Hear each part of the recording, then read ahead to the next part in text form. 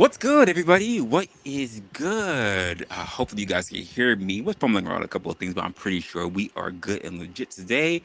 Welcome, of course, to an episode of Opinionated. Today's episode is going to be a bit informational on the fact that I've done a little bit of research, very little bit of research. But I want to give you my particular perspective of course, things that happens not only to things happening abroad in the world, but also for things happening domestically. And one of the current issues that I see that I'm trying to think about for the future, are, of course, are migration issues. Now, because of particular migration issues, by the way, I want to pause for a quick second. I'm going to interrupt myself. I really didn't want to pull myself away. LA Wilkes got a really good stream that was going on today. I kind of wanted to come up, but uh, couldn't do it. Just didn't have enough time. Back to what I was saying. Uh, the issue that I have with the immigration thing is that we have a big influx of migrants that are coming in, and it's really causing a large instability issue that we're facing right now because Americans are going through a whole big thing, and then we have so many people that are coming in, and because of that, policies, uh, other political gains, resources, they're all becoming strained for actual Americans who are just doing their thing on a regular basis. Now,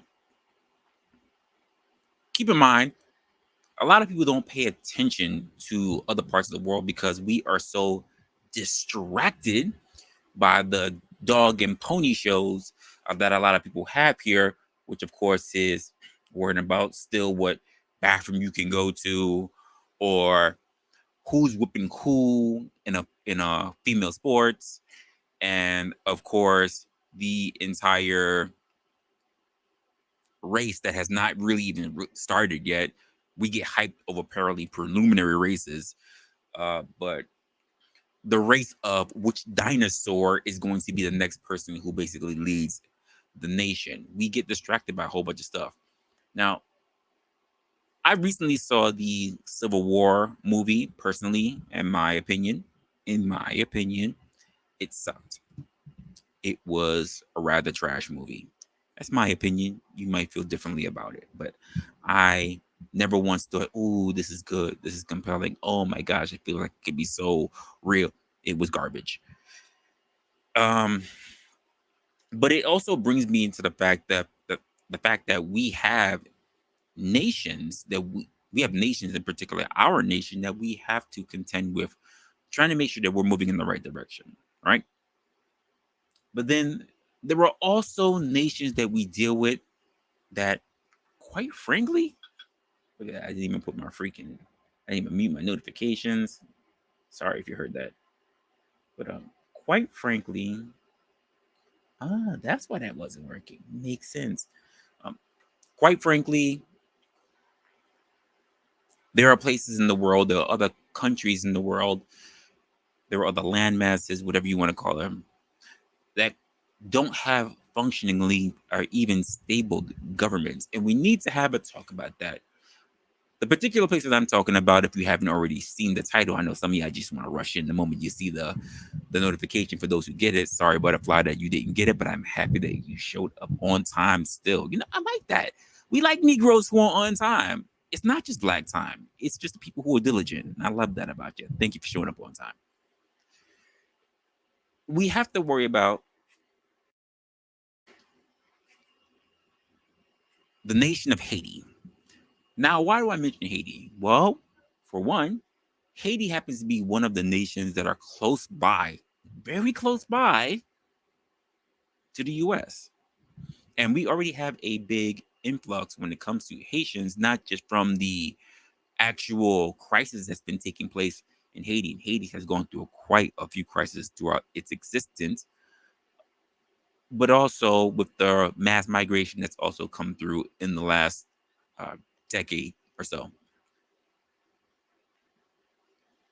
And one of the things that I want to be able to really cover with you guys is what's been happening, because a lot of people, because of the, I said, the dog and pony show, a lot of people have really lost track of what's been happening outside of the world, because for some reason we seem to believe that orange wrinkly man versus pale wrinkly man is more important, even though they're not officially doing anything, than some of the things that are more prominent and actually next to us that are affecting us right now. Does anyone even know that Florida actually has a pretty large Haitian community? From the people who can speak English, the people who cannot speak English, the people who are just trying to develop things for themselves. And these are also people who are asylum seekers, because quite frankly, Haiti is a war-torn nation, which I give even more props to L.A. Wilkes, because he loves to travel to the DR, which is right there being a neighbor. I even did my little bit of research in the DR, and it doesn't seem like from the outside that they're doing very much to secure their borders when Haiti is losing their shit. And I want to talk a little bit about that. So I have a couple of videos that I want to talk about, and then of course I want to have the conversation of probably what should we be looking at. But the big question that comes to my mind is, what is America going to intend to doing, and it's us as American citizens, as the ones who, let's be honest, really have to uphold this country. It's not our government. It's not our military. It's us as American citizens, whether you are born and raised or whether you are someone who has, through trial and effort, become a citizen. What are we going to be able to do to best safeguard our land so that it's no longer corrupted by outside influence? Let's talk a little bit about that.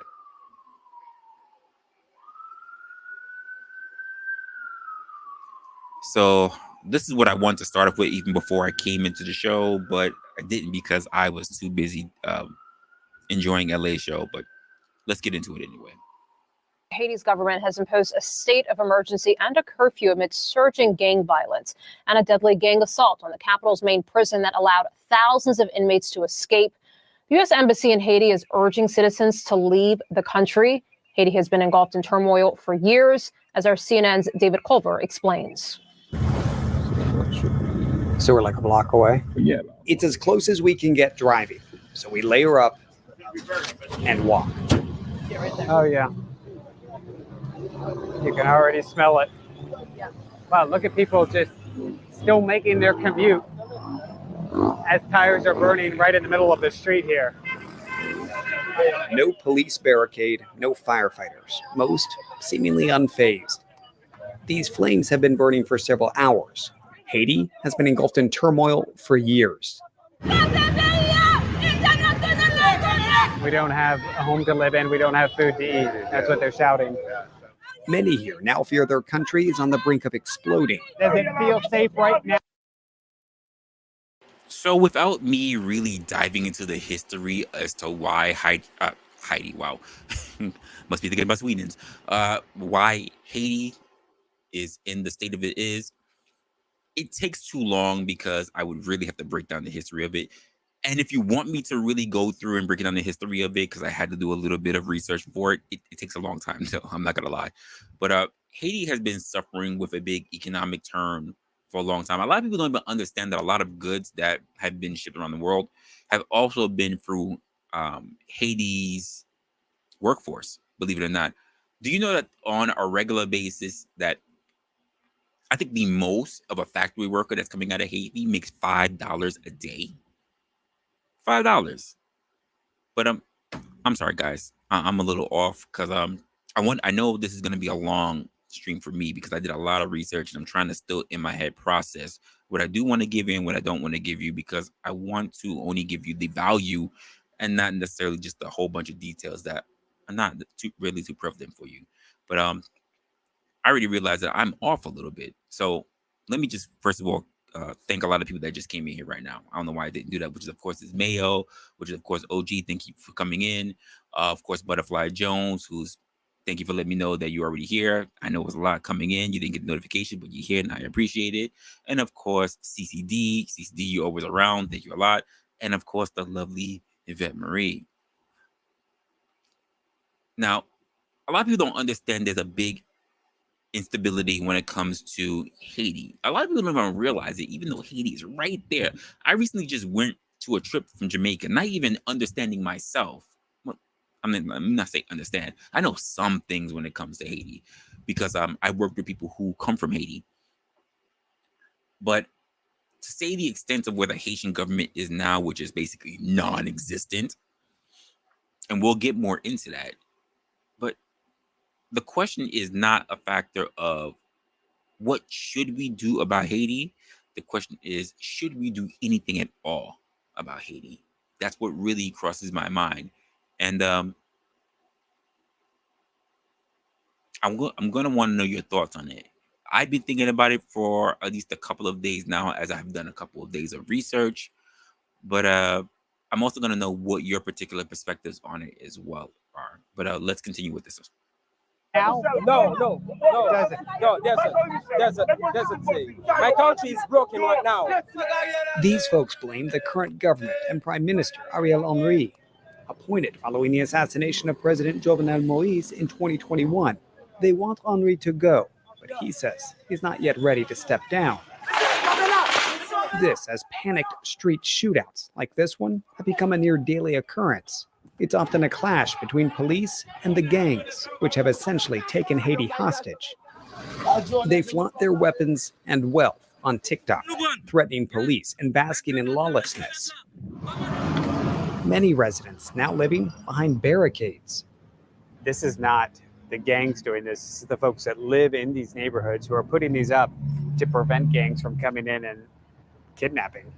Using whatever might stop or slow the kidnappers. Efforts to protect families and preserve innocence. That innocence shattered for others. This 14-year-old says he was recruited by a gang at 11. Tells me he's often forced to burn the bodies of those killed by other gang members. I want to change my way of life, he says, with a heavy look of shame.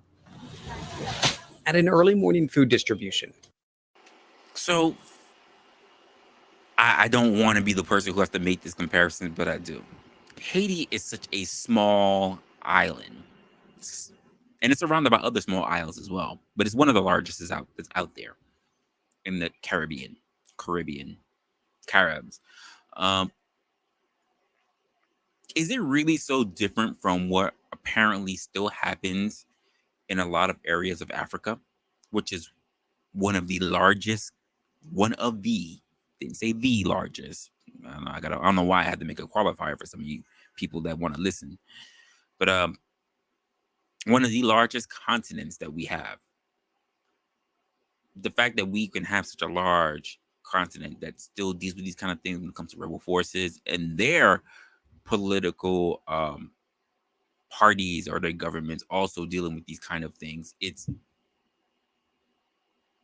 a little telling. It's a little telling, and I'm not gonna get to exactly what's going on through my mind when I say that because I'm still processing it myself.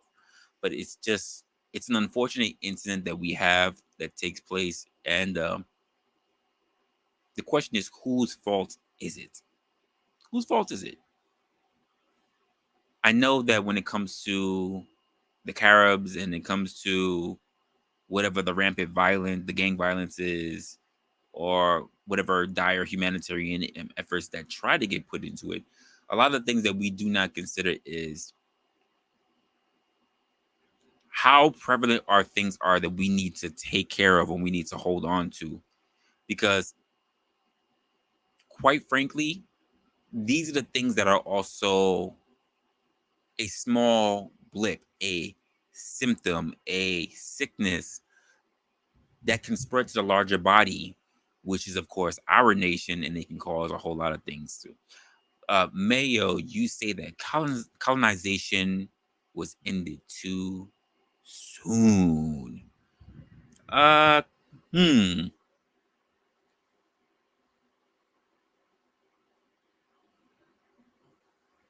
I'm at a standstill. I don't know what to say about that, Mayo.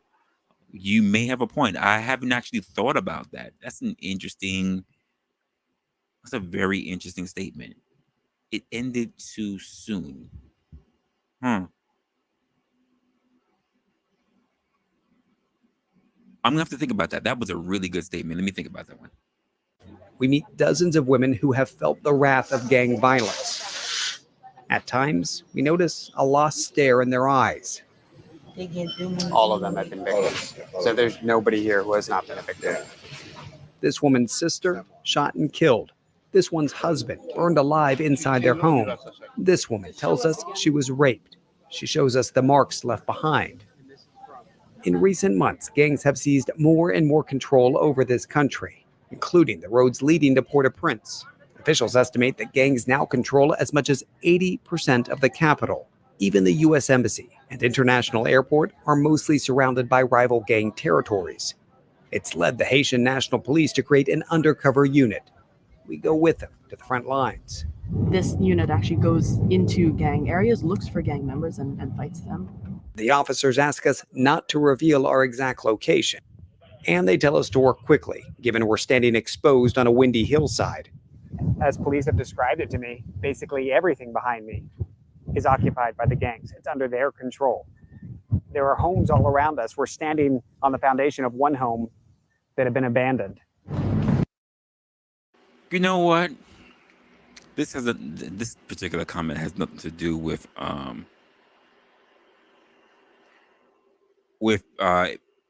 nations that are dealing with the possible turmoil of destabilization, which is definitely something that's happening over in Haiti.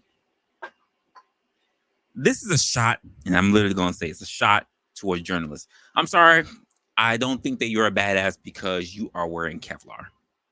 I don't know why we think that if we wear a particular attire, it makes it seem like we're badass.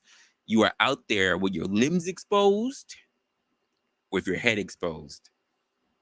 As a journalist, you're not really the one that's carrying a gun or anything. So I'm sorry, I do not think that you're a badass because you're wearing Kevlar. If anything, you want to have my respect as a journalist.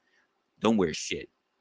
When I say don't wear shit, I mean don't even wear clothes. Just have your cameraman and everything. You butt naked with the mic in your hand, and then you can turn around and do a report to me and just say we out here. Outside of that, I don't want to hear about your big comforts or whatever. Because I will say that about for those who haven't seen the Civil War movie, I'm not gonna put any spoilers for it. But I will say that you should watch it because I already gave my own particular opinion on it. But I do respect some of the things that those journalists did. I just think that when I see them, I don't personally believe most journalists behave that way. That's just my particular take on it, though. They offer to drive us closer. And you can see they're getting ready. Yes, our driver's all geared up now, ready for potential gunfire to come our way. Stay away from the windows as we come in here. They describe this as the last defensive point, and beyond here is what they consider to be their front lines. From here, you can see the battlefield.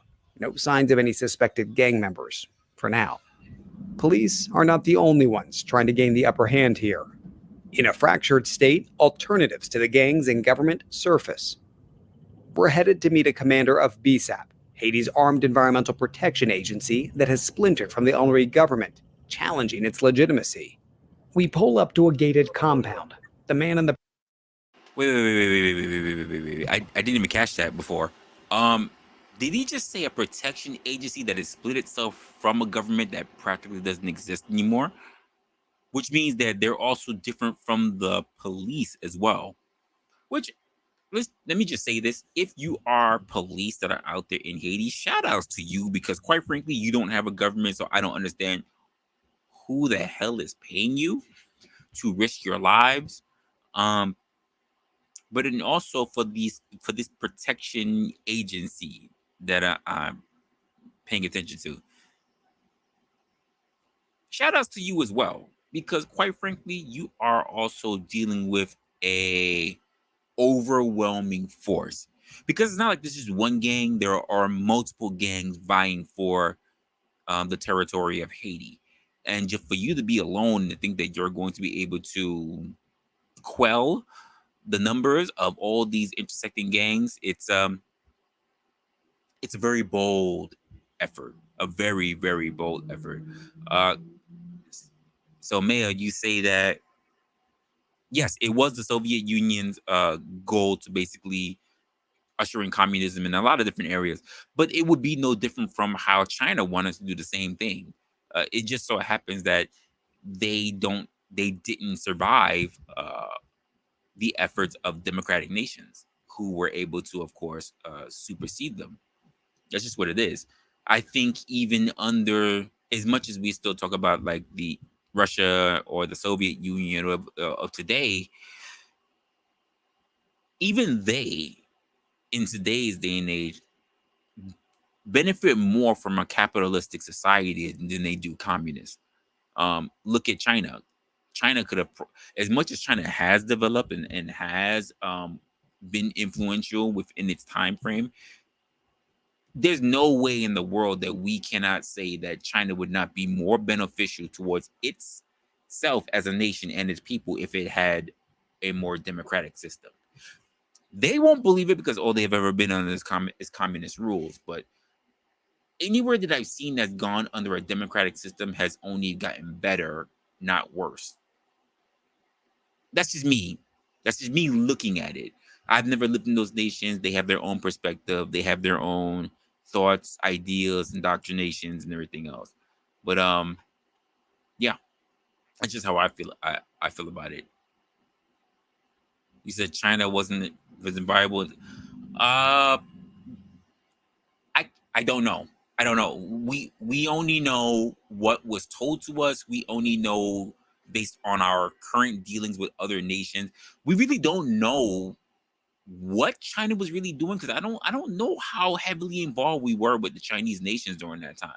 You may know a little bit more than I do. I didn't really study China in the 70s and 80s, so you could have some validity. I will concede to particular points of me just not knowing, but I don't recall a lot of influence that was really projected about China and what they were doing during the 70s and the 80s. Not even learning about history. I heard nothing really about China.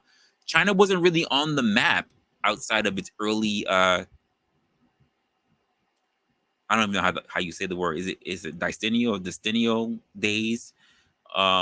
We really didn't know that much about China until really they did more on the map. Honestly, that's just my real history. So if it's not way back when and what's current, China has a huge gap in my memory bank. So that's just the way I look at it. You said CCD says just a few choices. We made, and we Circus said, yo, LA, what's good, man? Great stream today. I wanted to come up, but I couldn't because the first time you said to come up, I was in the shower. Yes, I just put that out there. I was in the shower. And then after that, I had to prep for the stream, man. But you had a great stream today. I'm sorry, CCD, you said is a few choices were made and the circumstances in which you grew up in has determined whether yeah. But I think that's the same for every nation. CCD, we everybody has to make those decisions collectively together. You said China wasn't allowed to do business. Really? Really? I mean, no. You probably with the U.S., but they weren't allowed to do any business. I mean, there were several different, countries and different continents. Maybe not with the U.S., sure, but it's not like the U.S. is the only people that you can do trade with. So, like I said, I don't really know what was really being done at that time. I really don't know what China was doing outside of what they were doing with us. That's the point that I'm raising right now. Let's see what they're saying here on CNN. The purple shirt leads us in. He then changes into his BSAP uniform. It's the commander. He's in hiding from police. His message echoes the anti-government protest. Okay, so he's the commander, but he's also hiding from police because they broke away from that part of the nation. That's very interesting. So now we have rebels, gangs. We have the actual police force, if you ask me, not really getting paid because even their current president is not even on the island. I think he's like in Puerto Rico. And then on top of that, you have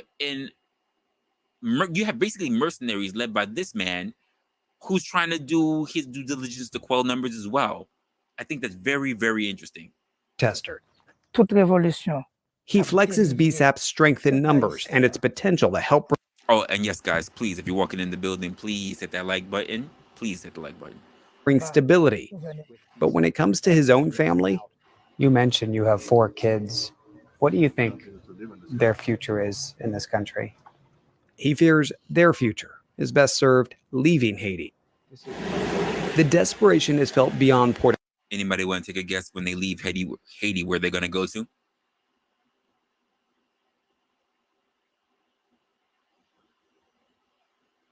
We're going to ponder on that one. Prince. In places like Jeremy, the UN chopper is the safest way to get there. It's about an hour ride.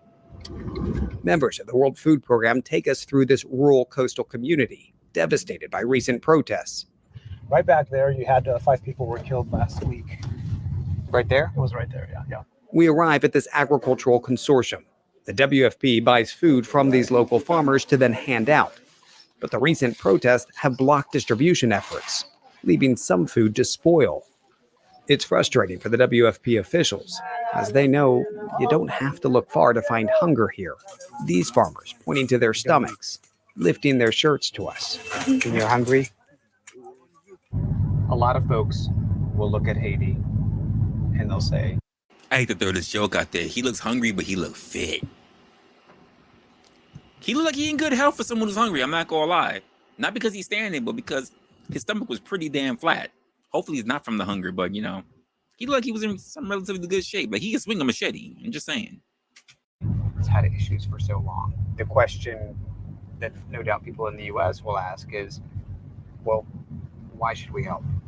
Well, there are 2 reasons why you need to help. First of all, it's on humanitarian grounds. But then there's also our own self-interest in the U.S. So the longer you wait to act on Haiti, the more migrants there will be on our southern border. It's that simple. Many here search for normalcy where they can. Even with the threat of violence, missing Mass for some is not an option. They wear their Sunday best and unite in prayer. Places of worship are not immune from gang terror, but they at least offer a moment of tranquility and hope for now. And David Culver joins us now live from Los Angeles. David, just really incredible piece there. What can you share with us about what the latest is on the ground? We know, of course, over the weekend there was that massive prison break. I mean, what's the latest you can tell us? Oh, Rahel, we ended that piece there with the moment of tranquility and hope. It's been shattered. Over the past 72 hours, what we have seen is a surge in the violence there. You mentioned that prison outbreak. 2 prisons in particular were targeted there by gangs. And according to Haitian police, I mean, this could be a game changer in sustaining any sort of stability that's left, because this outbreak has included what they believe to be more than 3,000 inmates who have gotten out. But beyond that, you're looking at a country, if we take a step back here, that has been dealing with natural disasters, political turmoil, all of this in recent years. And people there that, as you saw in that piece, really say that they want to have their own choice in things and their own leadership. And right now there's a leader, Prime Minister Ariel Henry, who has been appointed. They have not had elections since 2016. The Henry government says that the reason they have not had elections is because of the instability that we pointed out there. You've got dozens of gangs, and you see some of these images that were airing from the past weekend that have basically taken over the entire country. And now what's really concerning. So think about how influential their government, the government of Haiti is. If literally it's been taken over by gangs in multiple areas, I guess you can say, have multiple parishes, and now there's a huge, huge instability to the point where your government has fallen apart and it cannot do anything to help control. And we'll find out exactly how that happened in the future. CCD, what were you saying here? You said if you live in America, you're just well. Are you? Let me just stop right here first. Are you starving? You're hungry. If you're living in America, some people might be hungry, some people might not be, but I think for most for the most part, even the people who are homeless tend to get a little bit of money, but I didn't read the rest of your sentence. So let's see. So if you're hungry in Africa, there goes the clarification. Yes, there goes the clarification in your quote as well. I don't know. For what I understand, there are some areas in Africa that are very rich in civilization. I forget what's the main city capital of Africa, but I always hear great things about it. I could just never remember it because we have so many cities, and I think it's like the equivalent of a city. But every time else I hear about the other rural areas of Africa, I don't really hear a lot of great things, and that's just because I really should do more of my due diligence when it comes to learning about Africa. It's not to crap all over any African nations. It's just I don't focus on them as the current theme in my head is to really take care of my own country, because Africa is one of the few places that's sitting at the bottom of my list to ever really want to voyage to. So there's that as well. But you say you can credit this as a joke, but for me that's real. It's not a joke.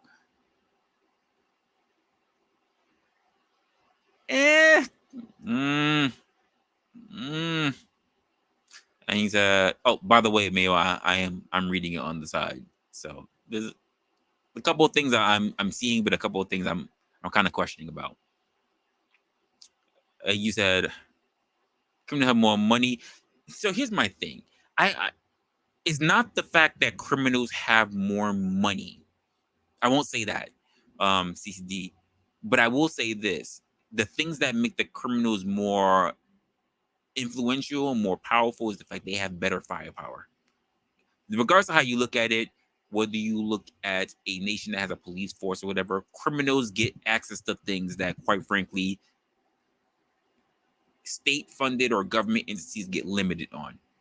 Let's just be honest. If you are a criminal, it is more likely for you to get your hands on a rocket launcher or grenade launcher than that of a police force, because the police force would be labeled as saying that it is excessive, while the gang would not. Let's just be honest. You would get a SWAT van as a as police, but you can get a tank if you have enough money as a gang. That's it. So that's the reason. It's a matter of power. You can get more when you're a gang than you can as someone who's constrained under government rules. Rahel, is just in the past 72 hours, these gangs are starting to coordinate with each other. And so that suggests that there's this united front now that's really going to make things difficult for police. Yeah, and even more difficult for Haitians. And I just thought it was so striking, just your interview with the young boy, the 14-year-old, talking to some of the parents. Let me ask, David, you have reported from Haiti before. How different does this unrest feel from what you have witnessed before? Well, from what we just saw on the ground just in the past couple of weeks when we were there, what we are seeing now, and this kind of goes along with even as we were planning for this trip, is that today going there is safer than tomorrow. And those are the words from one contact on the ground when I was trying to figure out, okay, when should we logistically get on the ground when we were initially planning this trip? And I'm gonna have to listen to that again. Did he say it was safer today? I didn't really hear that properly. Hold on. What we just saw on the ground just in the past couple of weeks when we were there, what we are seeing now, and this kind of goes along with even as we were planning for this trip, is that today going there is safer than tomorrow. And those are the words from one contact. Okay, makes better. That's better. Explained it. I heard it wrong the first time. I wanted to make sure I heard it, because I was just I don't want to hear that it's safer today than it would be tomorrow, but he said it's safer now than it would be tomorrow. But however, I will say that it was safer back before their president was assassinated a couple of years ago than it is today. I'm just saying. CCD, you said we had the police gangs. Well, that's the thing about. First of all, we already know this. If we want to talk about Africa, right?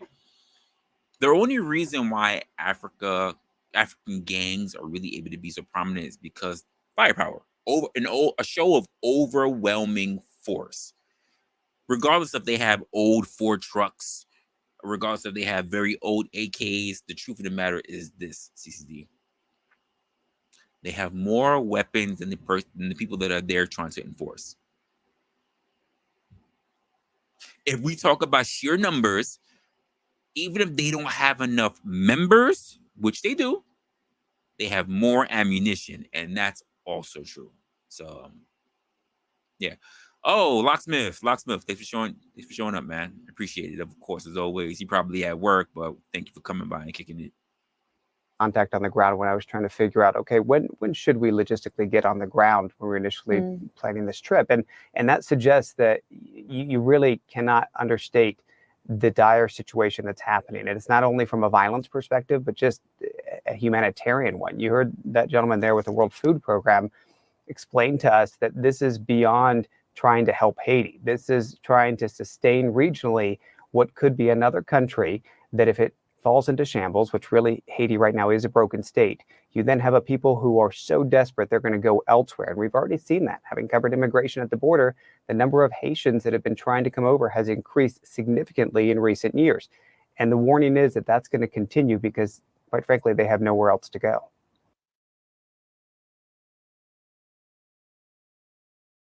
So he's not wrong at all about it, because one of the areas that we see that are wow, sorry, totally messing this up. That's the thing, multiple programs. So he's not wrong, because one of the multiple areas that we have seen that come up from the influx of migrants that have been coming in. What happened? Wait. What's going on here? All I know, I just see the OG say that a lie. What's a lie? What's a lie? What's a lie, OG? Let me know what's a lie. What the guy said is basically a lie? Like, can you give me a little bit of clarification on what's a lie, sir? What I was basically, they have somewhere to. Ooh, where do they have to go, sir?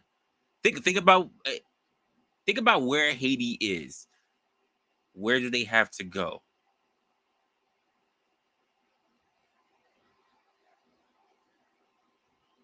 I like to know, where should Haitians go? Because the areas that we mentioned that gets brought into our space it's like Venezuela. You get like places like Brazil. Then you get Haiti, and there's some other couple areas that come through as well.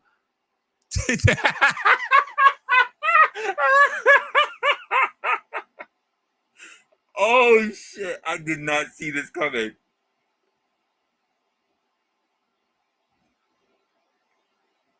Oh, you ain't you not shit for that.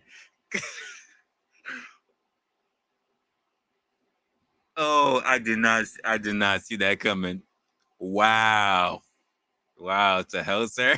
Yo, that is wild. That was a wild statement. Said, not to America, just go to hell. Jeez, no heart. Yo, you said it's hot outside. Jesus, that is wild. That is insane. Damn, OG, for real, like that? It's like that? Just straight go to hell? Damn, man. Oh my gosh, that's harsh. That's harsh. Listen, I get it. Sometimes we need a little bit of harshness out here, but damn, OG had no heart on that one. None. He said, I don't give a damn if they dark skin as well. He said they can go to hell. They don't have to come here. He said they already south of the equator. Just go a little hotter. That is wild, sir. Damn.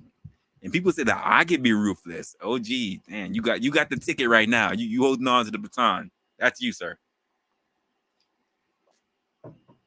So,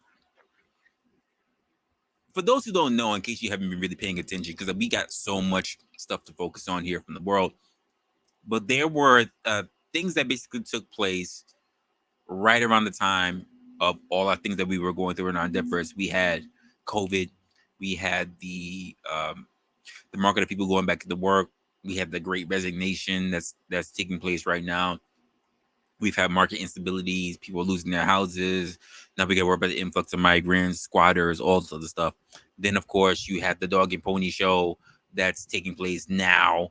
And even before that, you had to worry about the constant distractions of political figures that were running for president just to become nominees. We've had a lot of freaking distractions, and then take that into the fact as well that we have people that are doing nonsense all the time, which is why we can constantly keep hearing about Fulton County, because the rest of the people, we're not really focused on the things that we should be focusing on. Like, why is it we give up so much money to other countries, things like that? Why is it if we are not at war that we are donating so much of our funds to other people rather than rebuilding? Because I thought when we're not at war, we should be rebuilding.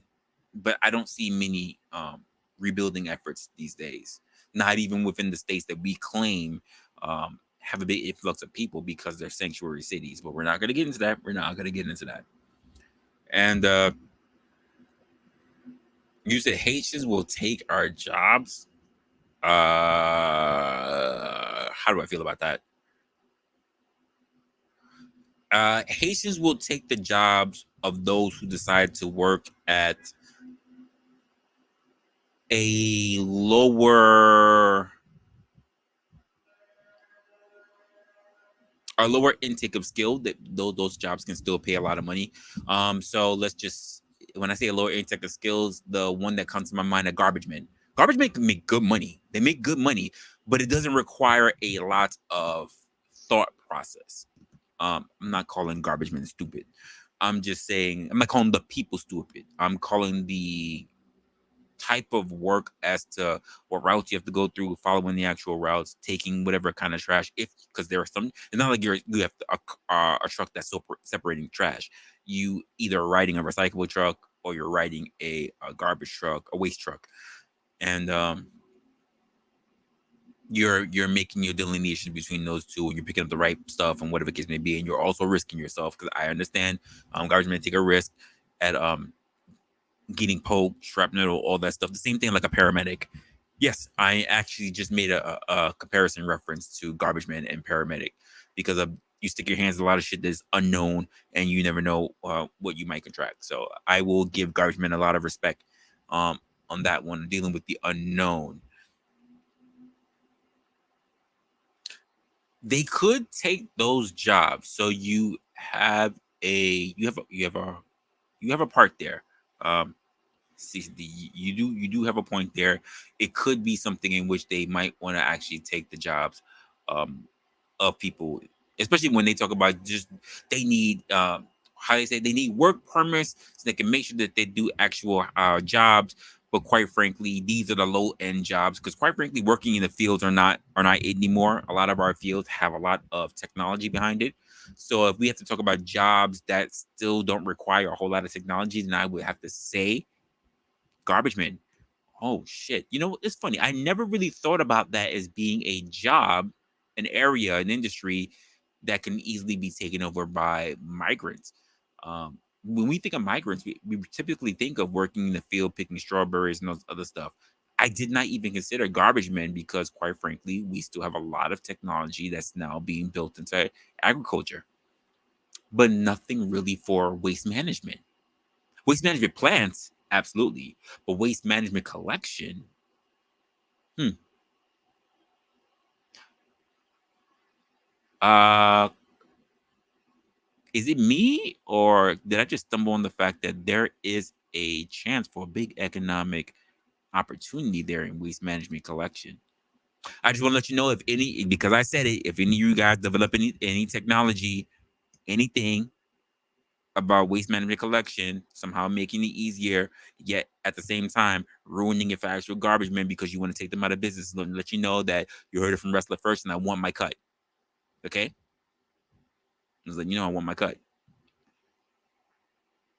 Nothing less than 3.5 million. Nothing less. All right? Just want to let you know that. Whatever you develop, remember, you heard it from here. I don't want to hear any of the shit. I'm documenting today. I'm documenting Wednesday at 4:44 p.m., May 29th, 2024. I'm documenting it. You have been warned. In fact, I'm writing now everybody who's here in the chat. I'm even gonna watch it for you ninja watchers as well. All right. If you develop any technology that starts ruining the working class because you heard me give out an idea that was in my head, I want my cut. 3.5 mil. All right. What's good? What's good, Okatam? I'm just saying I want my cut. Now, Haiti was gripped with a lot of turmoil, especially because if you didn't know, they had a president that was assassinated back in 2021. Now, I know we weren't thinking about, we were just simply trying to get back into work, making sure that we could pay our bills, making sure that we can keep a roof over our heads and our families' heads. But back in 2021, they had their president assassinated. And I have a lot of questions behind the assassination of their president because Haiti has also had a lot of questionable stuff about presidents in the past. And like I said, I'm not going to go through a whole bunch of history, even though I took my fair share of history going into this, not schooling, just myself. And there's always been a power vacuum that was left ever since the last assassination of their president. And that was the big rise that led to a lot of the criminals, even though the criminals were already out there, but it led to their rise and their rapid expansion across a lot of the areas to be able to gain control over several areas of the country in Haiti. Do you even recognize the fact that, in fact, I'm just gonna put it out there in case you didn't know, because of the gang explosion around the capital of Port-au-Prince, which is their capital, gangs pretty much occupied 80% of the capital area. That means of Haiti, gangs operate 18%. Do you understand that? They have more control over the sector of Haiti than anywhere else. How does a gang do that? Could you imagine if, I can't imagine. Some people might have a broader imagination than I do, at least in this particular effort.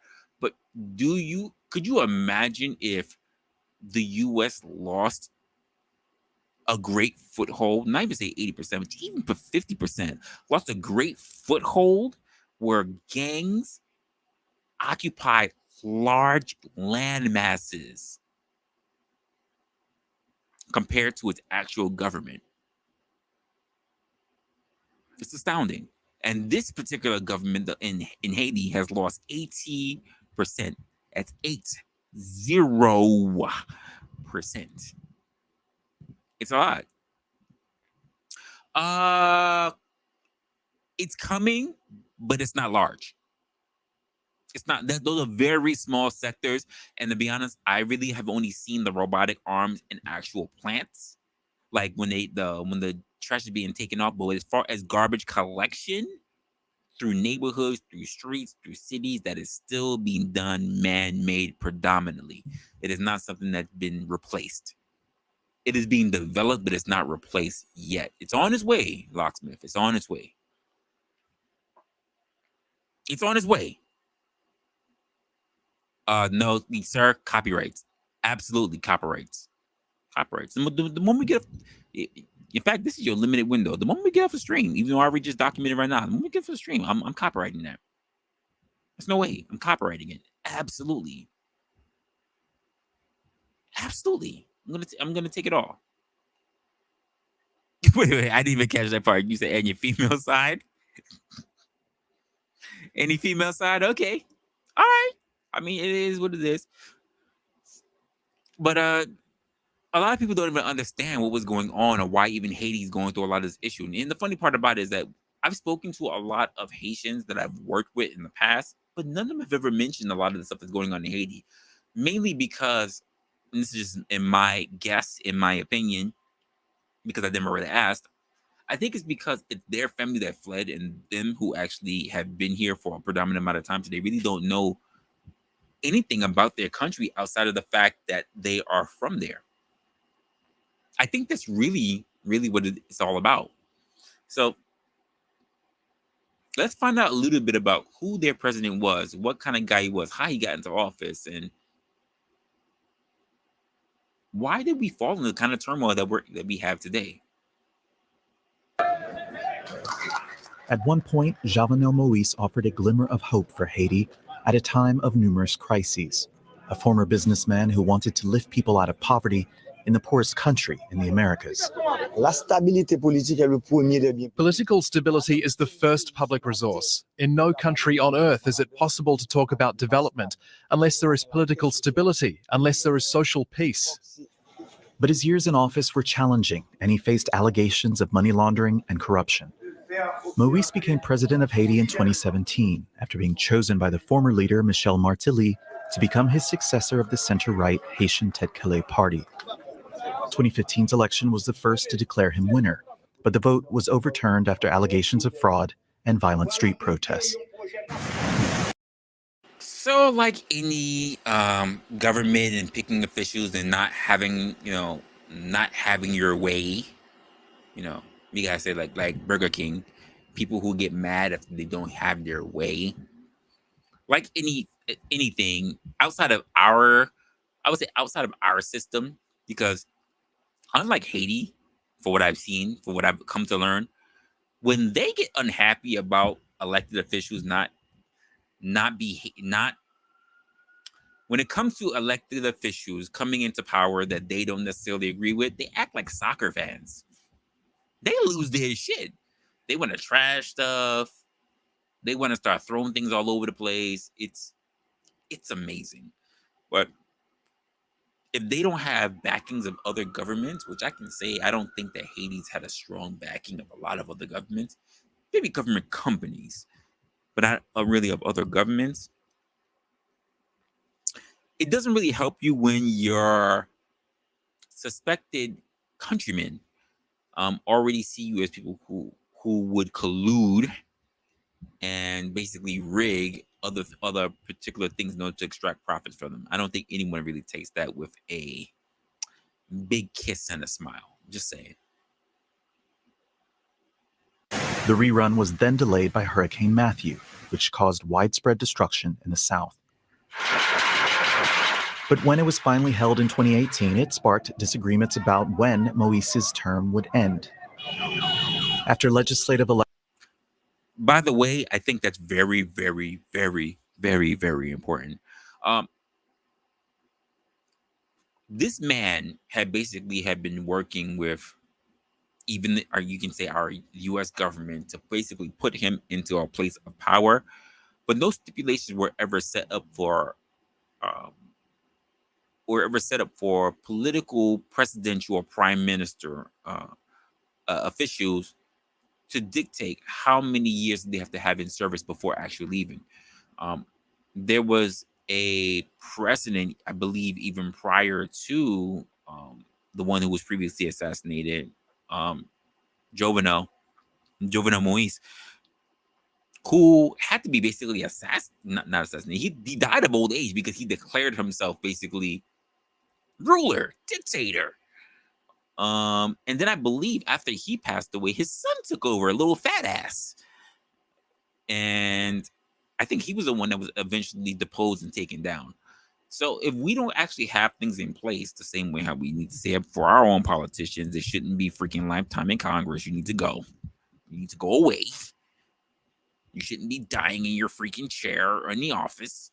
Just saying. There needs to be term limits. We have term limits across the board. If we can set essentially term limits for working class Americans across the board, then we need to do the same thing for political figures. Make room for the new. Lawrence, thank you for showing up. Appreciate it. Elections were delayed that year. Moïse stayed on to rule by decree without a parliament. He tried to reassure Haitians, even as things deteriorated around him. Violence does not work with development and democracy. We have to cut bridges with these old practices that are putting the country behind. you're ruling by decree. You're officially making yourself in there, and basically, when you rule by decree, you're saying there are no oppositions because I'm taking them all out. Now you're saying basically that people need to unify because you're putting foot to ass. Interesting. I'm learning a couple of things. Tom, if you decide to be dictator, I want to let you know who's your chief of staff. I'm just putting my hat in the ring. Despite his calls for calm, the protests against him and his government got worse. He was accused of inaction in the face of increasing violence, a surge in kidnappings for ransom, and the growth of armed gangs. In March, he declared some forms of protest as acts of terrorism. Days before his assassination, Moïse announced a new prime minister to tackle criminal violence, what would have been his 7th in 4 years. Not long after, a group of individuals broke into his home in the capital Port-au-Prince and shot him dead. Jovenel Moïse was 53 years old. Well, let's cross live now to Andy Gallagher. He joins us from Miami. Andy, what more do we know about this assassination this hour? Well, there are calls coming from around the world from international leaders calling for calm in Haiti and showing their support for the people of Haiti. But essentially what we have here is a situation. First of all, fuck what he's about to say, because he's about to say a whole lot of nothing. He's about to say a whole lot of nothing because I already did the research. Now, I may not be his most accurate because I got a lot more research than what the fuck he's about to say. That's for damn sure, journalist. But not for nothing, you're right. You might have more claim over Africa than anyone else here. I know for sure I don't want to claim Africa at all. As much as we have our former president Trump, who turned around and shithole countries, quite frankly, I'm not even going to say the word strictly for Africa, but I would not want to rule over Africa. Just seeing how they handle pretty much they pretty much handle Africa the same way how we're talking about Haiti today. It has not reached there, but we have definitely had rebel dictators in office. We've had literally men that were called the boogeyman as actual leaders, rulers. So, I was about to step into something that we might have to talk about that later. We have to come back to it. That's not sitting well with me. So, well, update it. That's not my fault. My internet is good. That's your part. That's your part. Update it. Refresh. Get it going. We can't have you behind. All right? We can't have you behind. So if you want to know what actually happened with the president, I'm going to give you the lowdown on what I did my research on, because I'm not so bad at it. So the weird enough part is that when the president of Haiti, the former president, Jovenel Moïse, was assassinated, believe it or not, it wasn't even by his own people per se. There were a number of people that actually came through for this. Number one, from my research, and I'm going to just pull up my little notes right now from what I actually saw, what I read, actually. It was a group around 27 foreign mercenaries, mostly Colombian nationals, mostly. And they were involved in basically carrying out the attack. Now, I'm not going to tell you all 27 was putting foot to ass to get to the former president, but there were at least 7 of them that entered the bedroom, shot him up, bang, bang. I believe they shot him up 12 times. I don't remember the exact number because I wasn't too sure I was going to say that now. But I believe they shot him up 12 times, and they actually fired shots at his wife. They fired shots at his wife. She also got hit. He didn't make it, but she actually did. So after 7 assailants basically got into the compound, got into his bedroom. It's not even like they got into his bedroom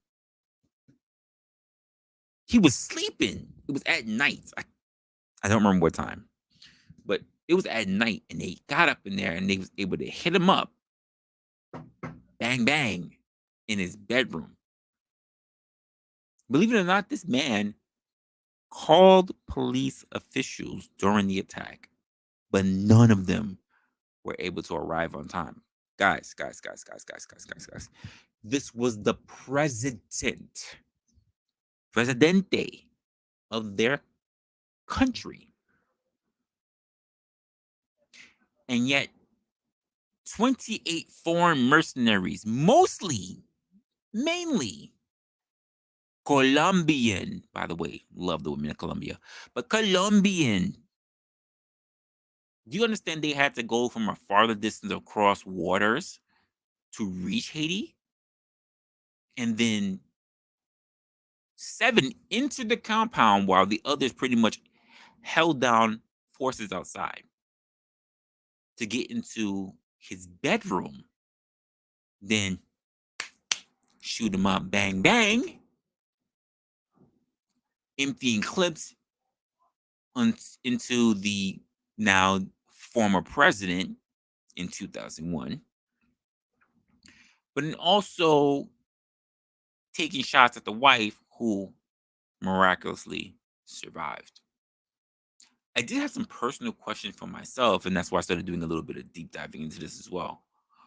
Like, for one, what the fuck was up with the security detail? He was the president of a land. You might not say the biggest land or whatever, but he was a president of a country, of a nation. How the hell did he not have properly security detail? Check this out. The head of security, the head of Moïse's security detail at the president's residence, Dimitri Herod, he was arrested and he was questioned for the lack of resistance from guarding during the attack. Check this out. Practically none of Moïse's security personnel were injured. Let me just say that again in case you didn't hear me. None of Jovenel Moïse, he was the prior president, his security personnel were injured.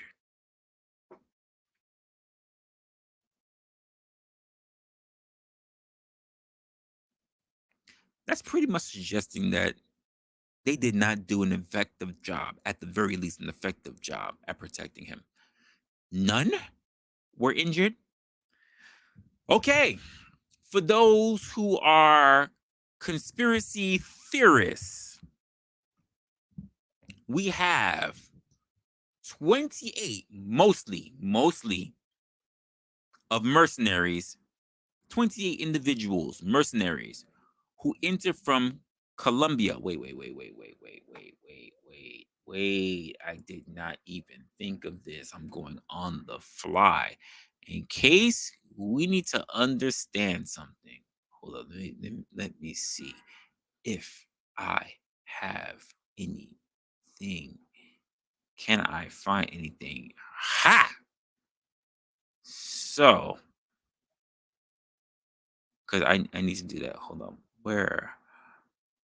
Here we go. Let's just do this. Because I feel like I need to do this for you guys. So that we have a better understanding as to what the hell we are looking for. What we are looking at, so that we can have a grander understanding of what's taking place. Hold on. Here we go. Guys. Do I need to make it more clearer for you guys? Guys. Where's Colombia and where's Haiti?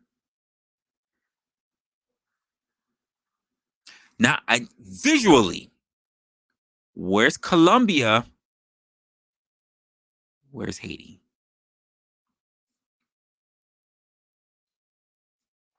I'm just saying.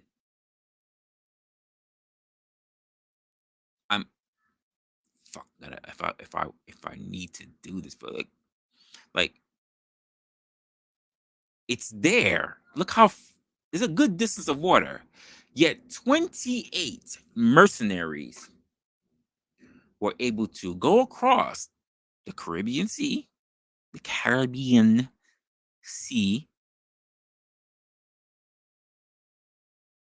to hit up the, at the time, president of a nation,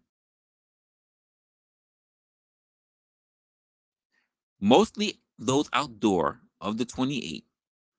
7 went in, was able to hit this man up. Bang, bang. Him and his wife, who survived, was able to steal technology, like laptops and paperwork, steal jewelry, all this other stuff.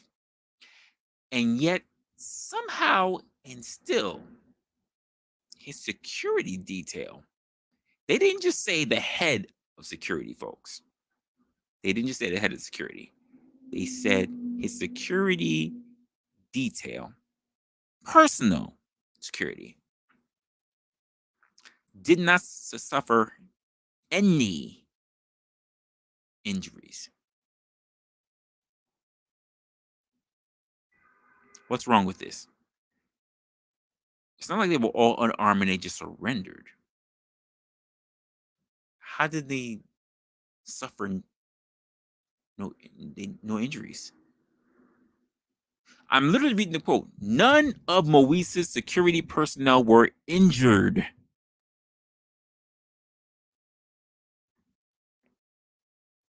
So, of course, I had to do my due diligence. Let's talk about the breakdown of security.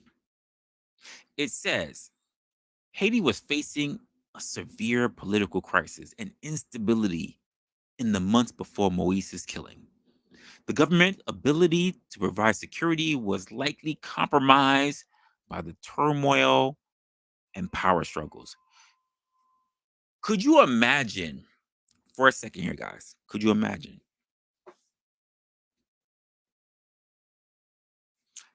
if we heard this about our US president? Let me read it again for you. I'm gonna put it in the way that it would say if we were saying for the US president. The United States was facing severe political crisis and instability in the months leading to whoever president killing.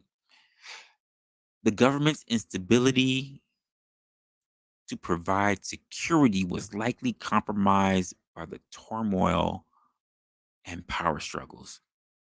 Do we really believe that we would hear that there was a breakdown in security for a United States president? Do you really believe that we would hear that there was a breakdown in the Secret Service for protecting a United States sitting president? I'm going to let that sit for a moment there. I want to know what you guys are thinking.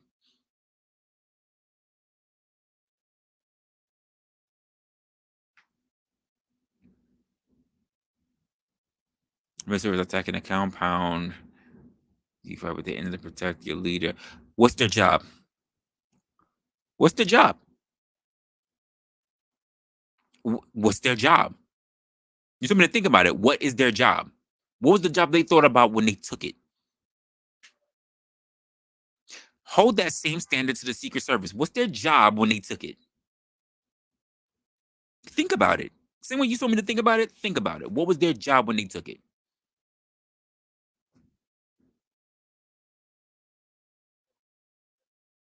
And then you say 28 men in the middle of the night.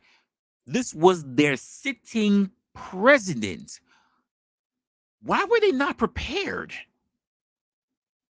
Were there no drills? Were there no active shooter like shit going? None injured? Not a grazing, some dead, some wounded, none injured. CCD. Not so much as a pistol whipping. None injured.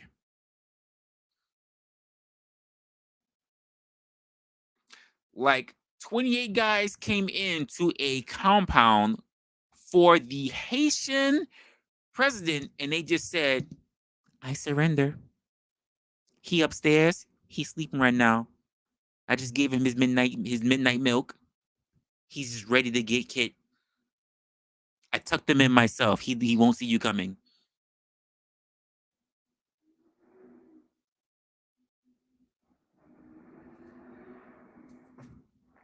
I don't see it. I don't understand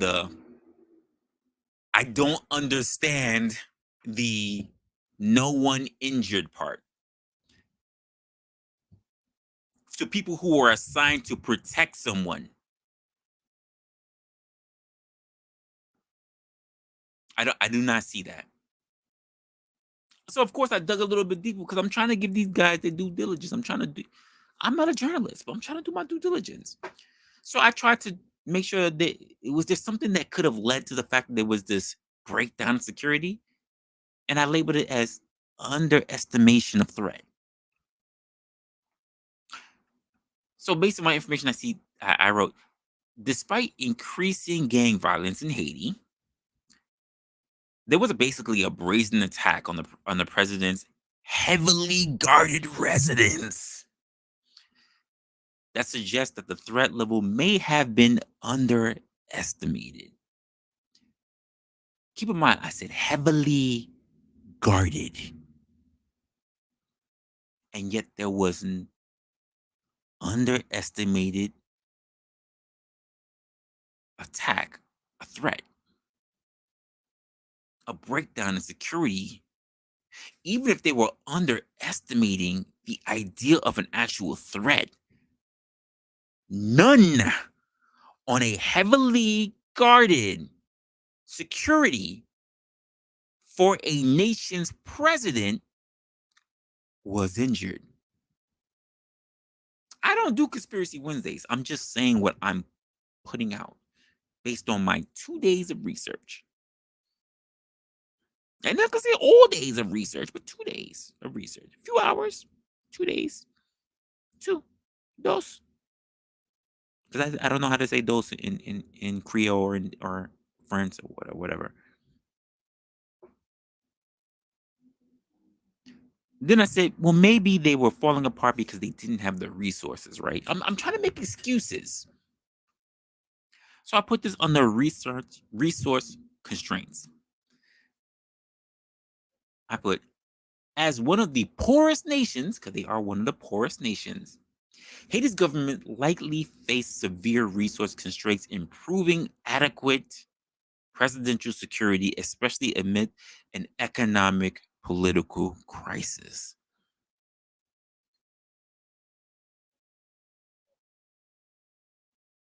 You said, and it sounds like they may have.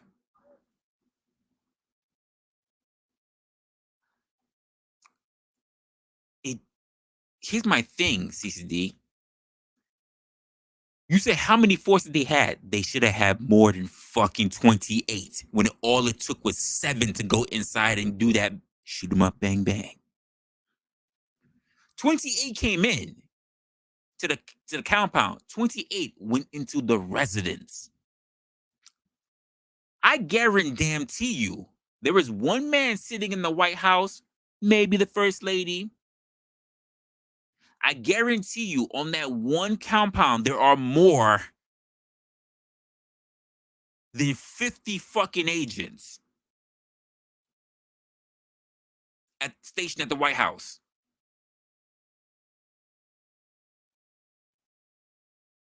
I guarantee you that 28 people cannot just simply stroll in with 7 only walking into the White House and taking over shit.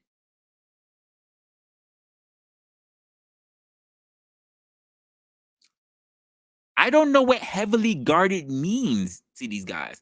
I didn't hear about tanks. I didn't hear about grenade launchers. I didn't hear about firefights. I didn't read none of that shit. None of it. I read nothing like that. You know what it sounded like to me, CCD? A peaceful protest.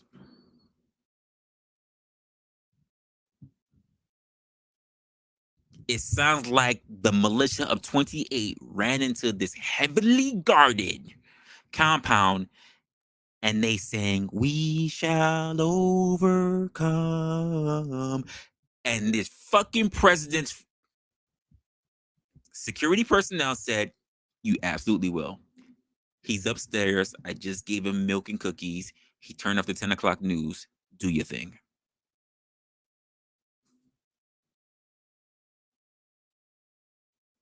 I absolutely and most likely am wrong.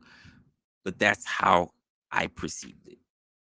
Because I do not understand how there was no injuries whatsoever.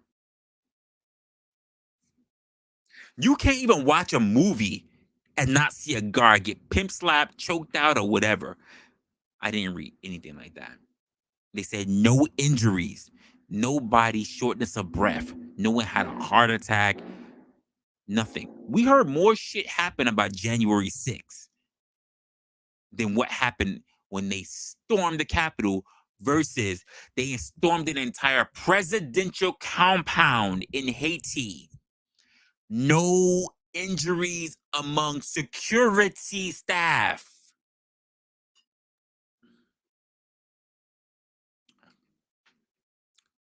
Yeah, they were all UNICEF volunteers. Yes, CCD, they were all UNICEF volunteers. They had red jackets, they had plushy toys, but yeah, they were all interns. They were all intern security guards. Yeah, yes, interns, sir. Yes, absolutely, CCD. They were, yeah, they were interns. They weren't fully certified yet. Absolutely. They were UNICEF guards, sir. That's just what it is.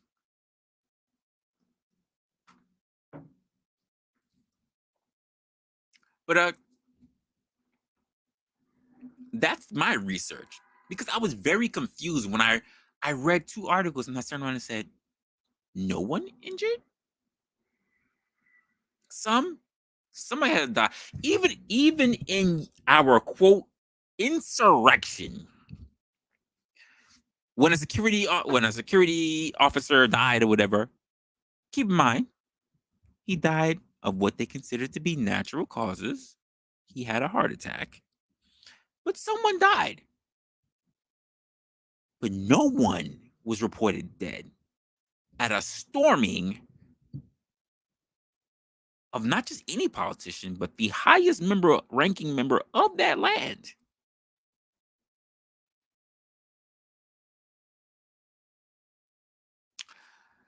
Um, I'm just a humble civil servant, sir. Uh, I, I'm wondering if I should even give my take on it. Like I said, I've worked with some Haitians. For all I know, they can be sitting on the cover and they could be watching me right now. You never know. I don't know who's on the replay. I don't speak enough Creole to be able to decipher what they're talking about behind the scenes. I, I don't know. I just know when I was sitting in the offices and they start speaking Creole, I just go, I need you guys to speak English because we don't want any discrimination among the workplace. So I'm not willing to give my thoughts right now. Not right now. I was born during the day, CCD, but not yesterday. I'm just saying. So since their president's killing, this is 2021, by the way, and if I'm correct, it's July of 2021. There has been no officially elected official of their government. Since we are in 2020, we're mid. Guys, second quarter. We're in mid 2024. There has not been an elected official of their government to lead the land since 2001. Could you imagine such a long and lengthy preset of time? Because the American public could not decide, like it's a fucking jury, could not decide for several years to elect someone? Couldn't imagine it. Could not imagine it.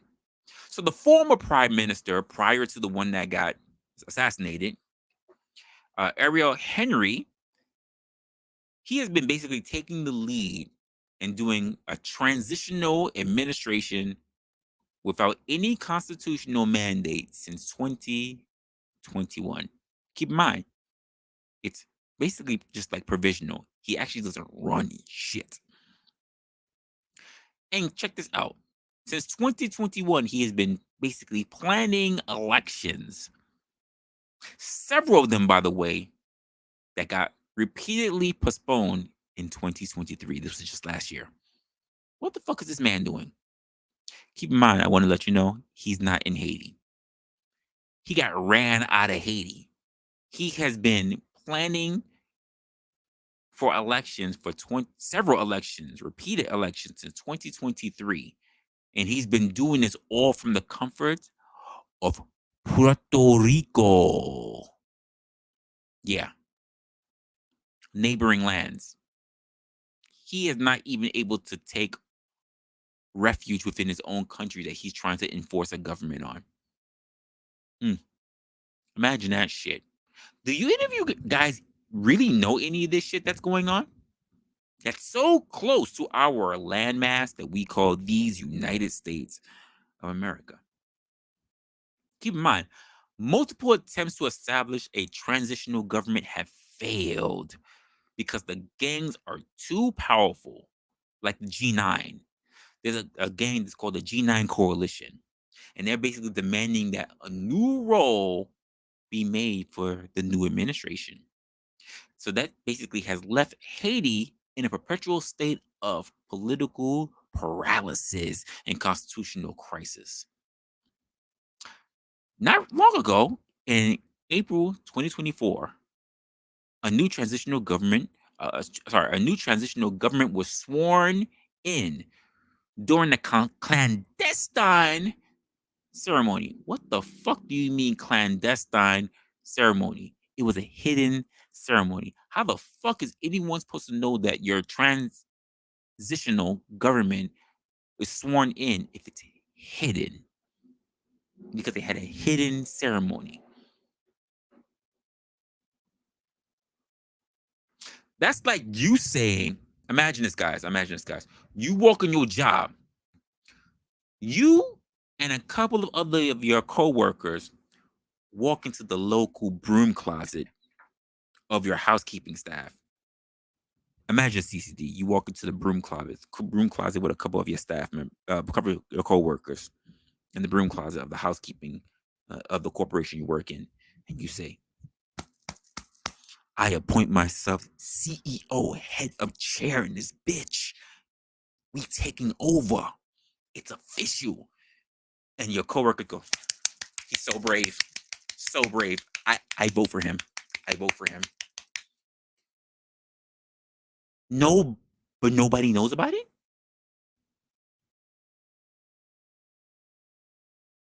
Nobody knows about it. You don't run shit.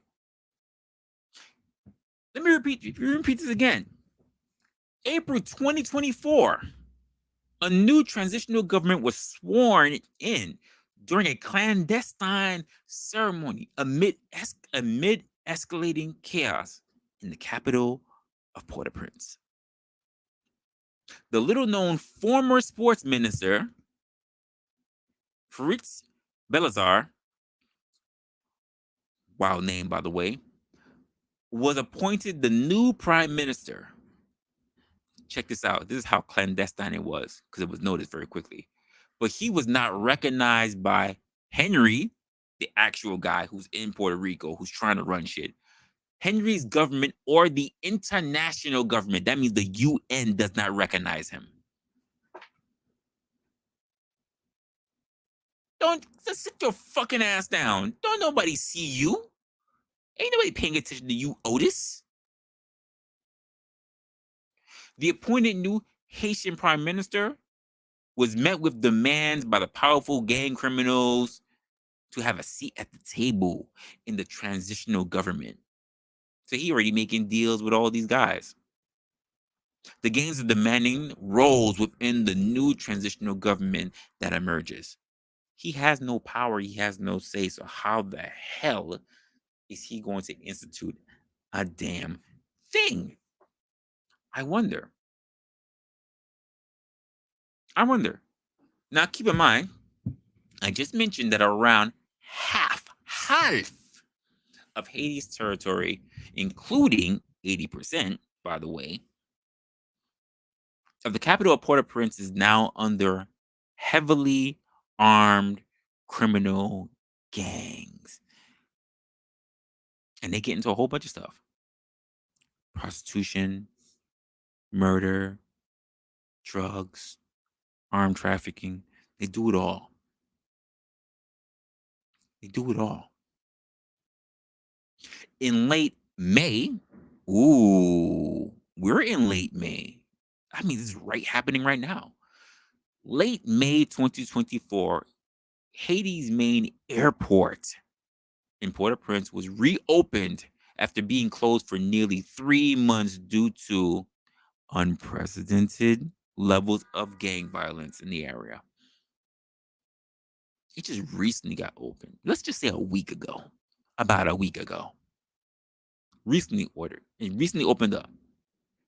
Which pretty much led me to what exactly is a lot of people planning on doing about a lot of the stuff.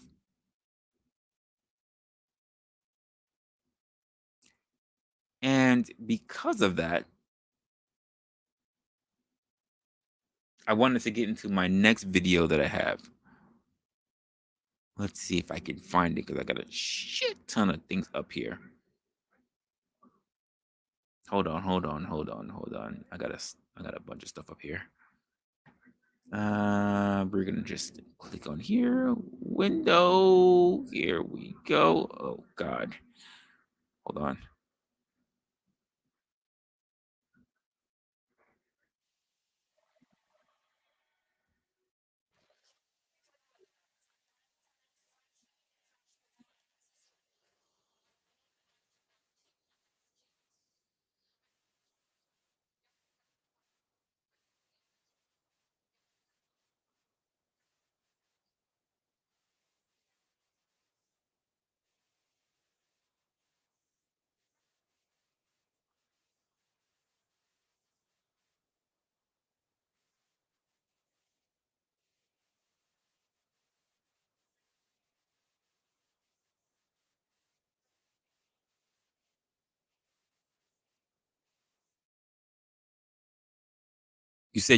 Butterfly, you said you can't hear it?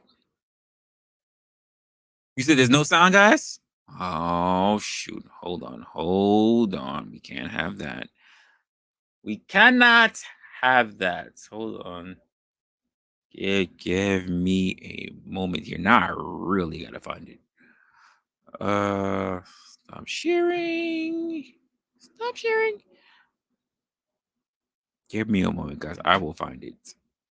I just got so much stuff going on. Here we go. And let's try this again. Let me know if you can hear it.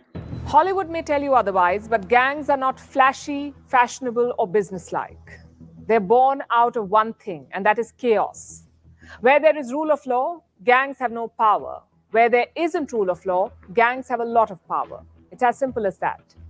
You can guess which camp Haiti belongs to. Its history is riddled with chaos. Some of it can be blamed on Western colonizers, but the rest is homegrown. Let's start with the 15th century.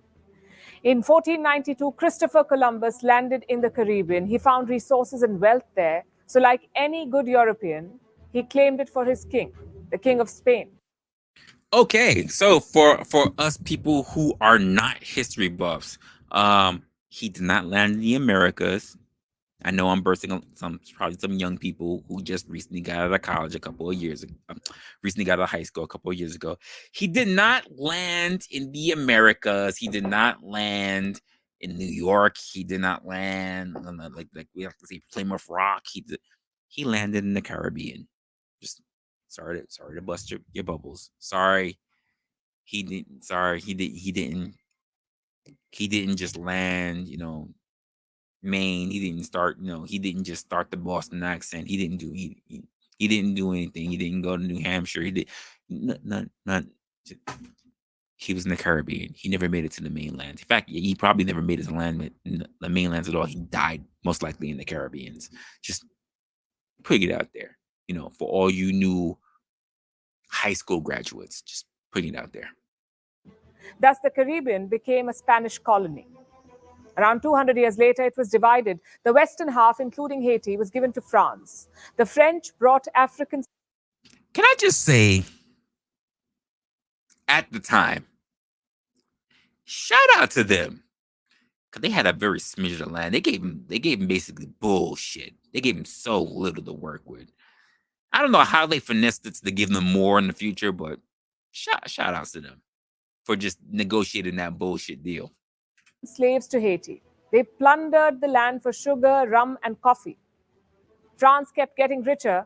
Haiti kept getting poorer. So in 1791, the slaves decided to fight back.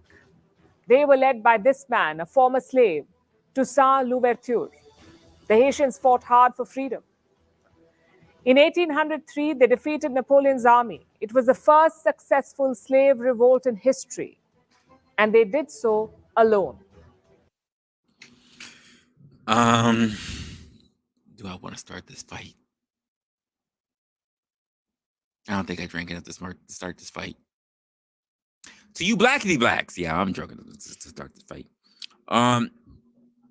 They did something on a small island that you guys couldn't do in the entire South.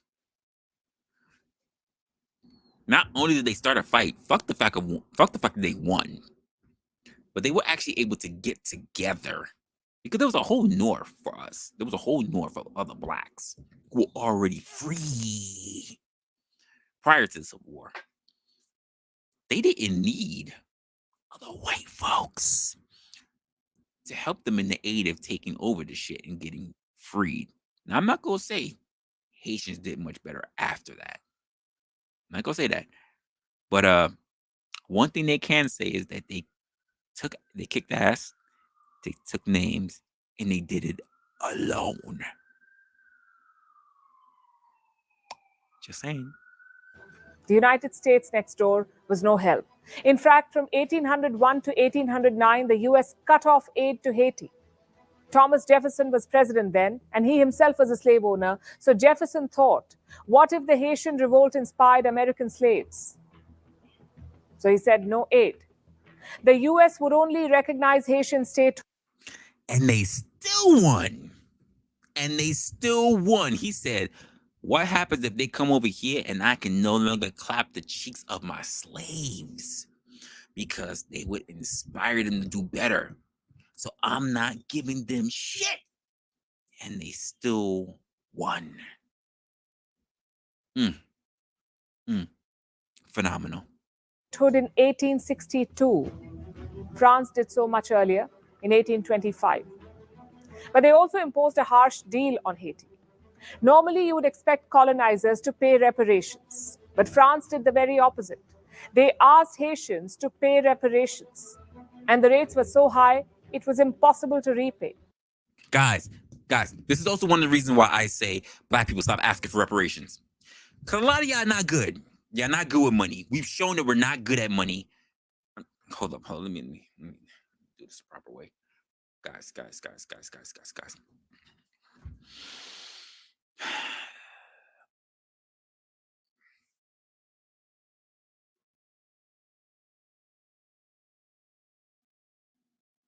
Guys, we need to have a real serious talk. I need for my kinfolk, for my white kinfolk, I need you to open up a lane and allow all the black folks to walk to the front of the congregation. One by one. Don't be shy. I see you. Yeah, I see you, Bernadette. I see you. Come over here too. Yes, you want? Come. I see you. Come on. But Butterfly, don't stand back there. CC, move the fuck out the way, Butterfly. I need you to walk to the front of the congregation.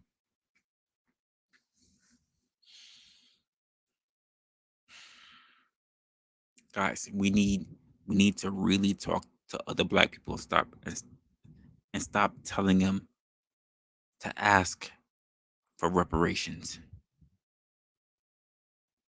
We really need to. Oh, see, I can't ask OG to come to come to the front of the congregation because I know he's outside smoking, so he's not even hearing me right now. He on the outside. He's smoking outside of the church. So he not coming. He not coming. He don't hear me. So Butterfly, after you get the message, I need to walk outside and let OG know that what the game plan is. We need to stop telling black folks that we need reparations because even when you had Haitians who won because they weren't really good at the numbers, the same way even in America now we're not good at the numbers when it comes to spending, we're only going to screw ourselves up to a point where we may be the idiots who start paying them for reparations. The same way how we turn around and say the sins of the father, I don't want to have to pay white folks for something, quite frankly, I'm not responsible for. Can we walk around and start telling these blackity blacks to stop these shit? Can they stop bothering the Haitians, stop bothering the Africans who come over here and start talking about, don't you know that when you were here, you're dealing with anti-blackness? Don't you know that you're dealing with racism? Don't you know you're dealing with systemic oppression? You don't know about any of that stuff? If we get you on the numbers too, we get you on the ballots too, we can fight for reparations. Because to this day and age, black households, black people in general are still spending way too much money than they are saving. And knowing how the way that they are, they're gonna wind up saying, you know what, I think it's a good idea. Somehow, some way, because we don't really band together as strong as we claim we want to. You know what? I think we should probably pay more. We should probably pay reparations back because it's the only way that we can make sure that immigrants who come over here are able to get their fair share as well.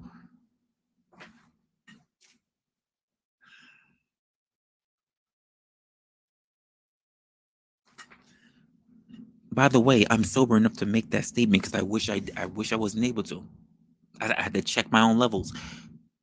Please, black folks, can we just? Because I know a lot of black folks do not understand about what the Haitians did and how they were able to win it, and yet they still go through bullshit to this day. Guys, can we stop the niggas of today from talking about this bullshit about reparations? Because at the same time, they'll talk about we want reparations, but at the same time, they'll turn around and say that we don't want nothing from the white man. Which one is it? And since they can't make up their mind, it only could put us in the state where they might be paying back reparations. Please tell them. Please spread the word. Tell them to shut the fuck up. We have influence. We can do more right now. Stop begging. Shut the fuck up.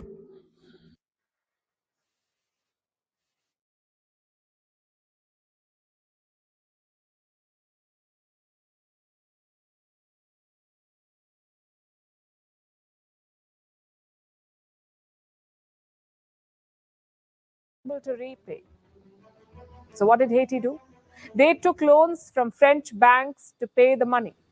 Loans from French banks to pay the French. It's often They had no money. They won. They had no money. Let's take a look at this, guys. They had their land. Columbus passed away. French came through. They all up in the French, busted their guts out, and the French said, "Fine, you pay me then."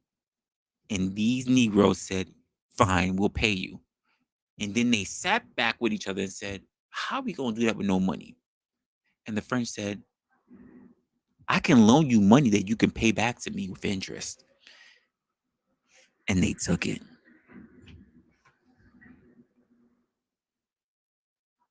So even back then, blacks were not good with math. And I wish I really didn't have to hold that to today. Blacks blacks as a whole are still not doing well with math. I hate to be this controversial, but our numbers show it. Called Haiti's double debt. Now, the point of the story is very simple. Haiti was never given a chance. Its economy was first. They were the first to be called the double debtors, by the way. I looked that up too. The first ones to be called double debtors. Crippled by colonialism and then by the double debt. Guess how long it took Haiti to repay these loans? 122 years. The last payment was made in 1947. That's a long loan. That's a long loan. We talk about the ladies of this age being in a student debt crisis, in a debt crisis in general. That's a long ass loan to pay. That's a long goddamn loan to pay. Keep in mind, Haiti had what to pay it off with. That's a long fucking loan. Think about the interest in that bitch and everything. Oh, you imagine if the US had to really pay out change for its freedom. There's no way in hell slaves would have been permitted to be free. The debt would have been substantial. We're gonna fight. We're gonna across the Delaware. We're gonna whoop ass, and then we're gonna pay you back with interest. There's no way. There's no way. So the start was pretty bad. Now we come to the 20th century. 22 years. The last payment was made in 1947. So the start was pretty bad. Now we come to the 20th century. Another invader set its eyes on Haiti, the United States of America. From 1911 to 1915, Haiti was in a flux. 7 presidents were. You heard that, right? The good old boys walked in. They walked in. Assassinated or removed from office. So the neighboring US was spooked. What if a European power invaded Haiti again, maybe Germany or France? It would be a major setback to the US, so Washington decided to act first. In 1915, President Woodrow Wilson sent US soldiers to Haiti. Thus began the American occupation. It would last until 1943. Even after the US left, their influence stayed. They backed politicians in Haiti. One such leader was Francois Duvalier.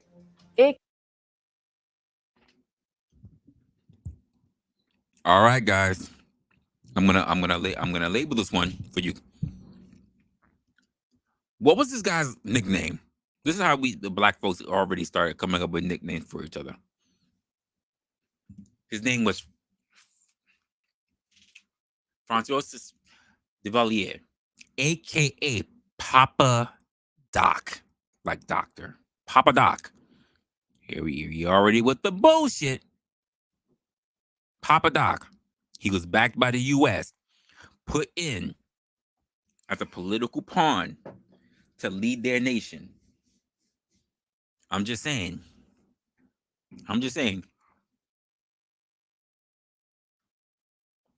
You said what?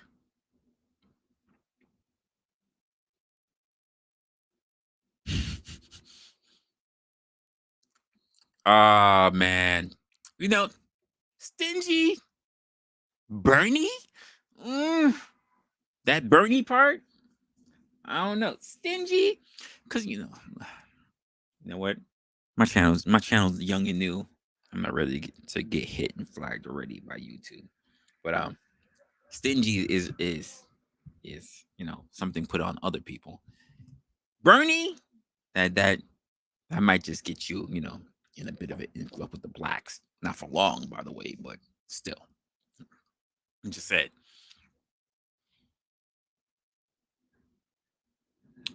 You're right. It was like mob tactics.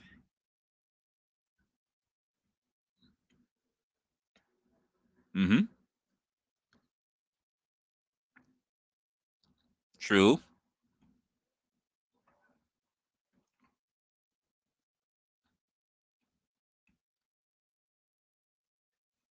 Hmm.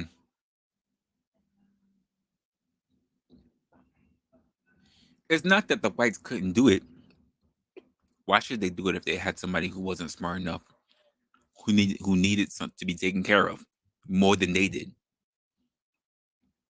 So it's not like they couldn't do it. I mean, the Amish have been doing it for a while. I don't recall them saying that we need some black or migrant laborers. They still take care of everything themselves, you know. Because so I agree with you that people were in fact poor.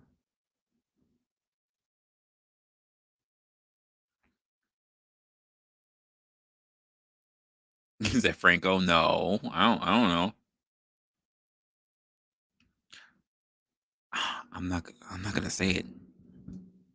I love America. I'm not gonna say that. I'm not gonna say that. You can say that. I'm not gonna say that. AKA Papa Doc. As the name suggests, he was a doctor. He was called Papa Doc. After the Americans left, he entered politics.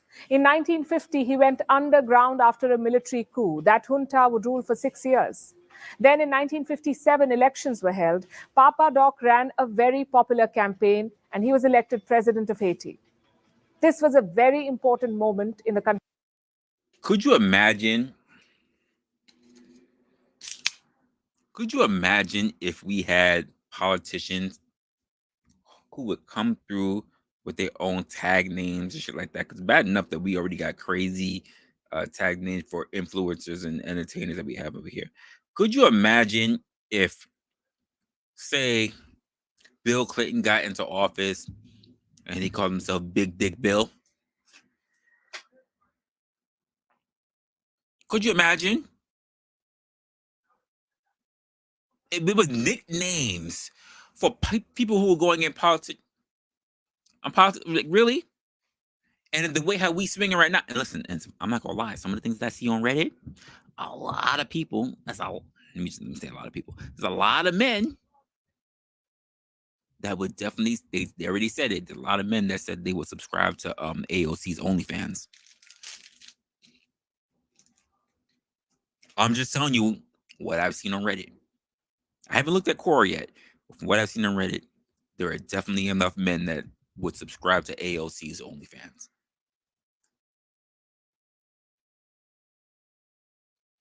She cute, but I didn't think that. Damn, she had that big of a following. But imagine if we had a politician that did this kind of shit. Country's history, under Papa Doc, the gang culture emerged, mostly thanks to one group, the Toto Makut, basically the bogeymen. You see, Papa Doc did not trust the army.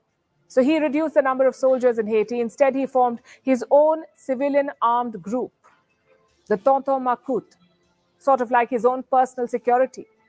We're talking about a big group here. The Tonton Makut had some 25,000 fighters, and their job was quite simple: target Papa Doc's enemies, crush all dissent, and spread fear among the general public. So, this man, CCD, pretty much started the bullshit. He started the bullshit. He didn't trust his own army, so he disbanded it. Then created his own private military. Oh, what's good? What's good, Constantry? He disbanded his own private military and created an army called basically the Boogeymen to do a simple purpose: crush thy enemies. Anything I need, you give me. Anything I don't need, you give me. And they did so pretty well. The Makut went on a killing spree in Haiti. By some accounts, they killed 60,000 people. In 1964, Papa Doc declared himself president for life. In 1971, he died. So this is the kind of bullshit that they're trying to throw on Trump. He's going to just declare himself president. First of all, we are in the 21st century, right? Keep in mind, like, I'm judging the fact that it was 1971. That wasn't long ago. That's within some of us lifespans. Some of us. I wasn't born yet. But it's in some of us lifespans. To declare yourself a president will basically little to no opposition because already 60,000, or was it 600,000? I think it was 60,000. People had already been murked. And yet they say the same thing about our past president. What happens if he gets in office again and he just declares himself dictator? There's no way. First of all, let me stop this. I almost said something very inaccurate about people. It is unlikely that American citizens would allow such a thing to happen, because unlike a lot of these other nations that destabilize their countrymen, we have the Second Amendment and we don't have trash ass weapons. It's not to say we have tanks and shit. We don't have trash ass weapons, and we have at least enough government officials to be able to, well, hopefully, if they, oh shit, I just realized we got the trans one. Never mind. Love my country. So his son, Jean-Claude Duvalier, became president, aka Baby Doc. The US supported both these men. They gave them aid worth $900 million.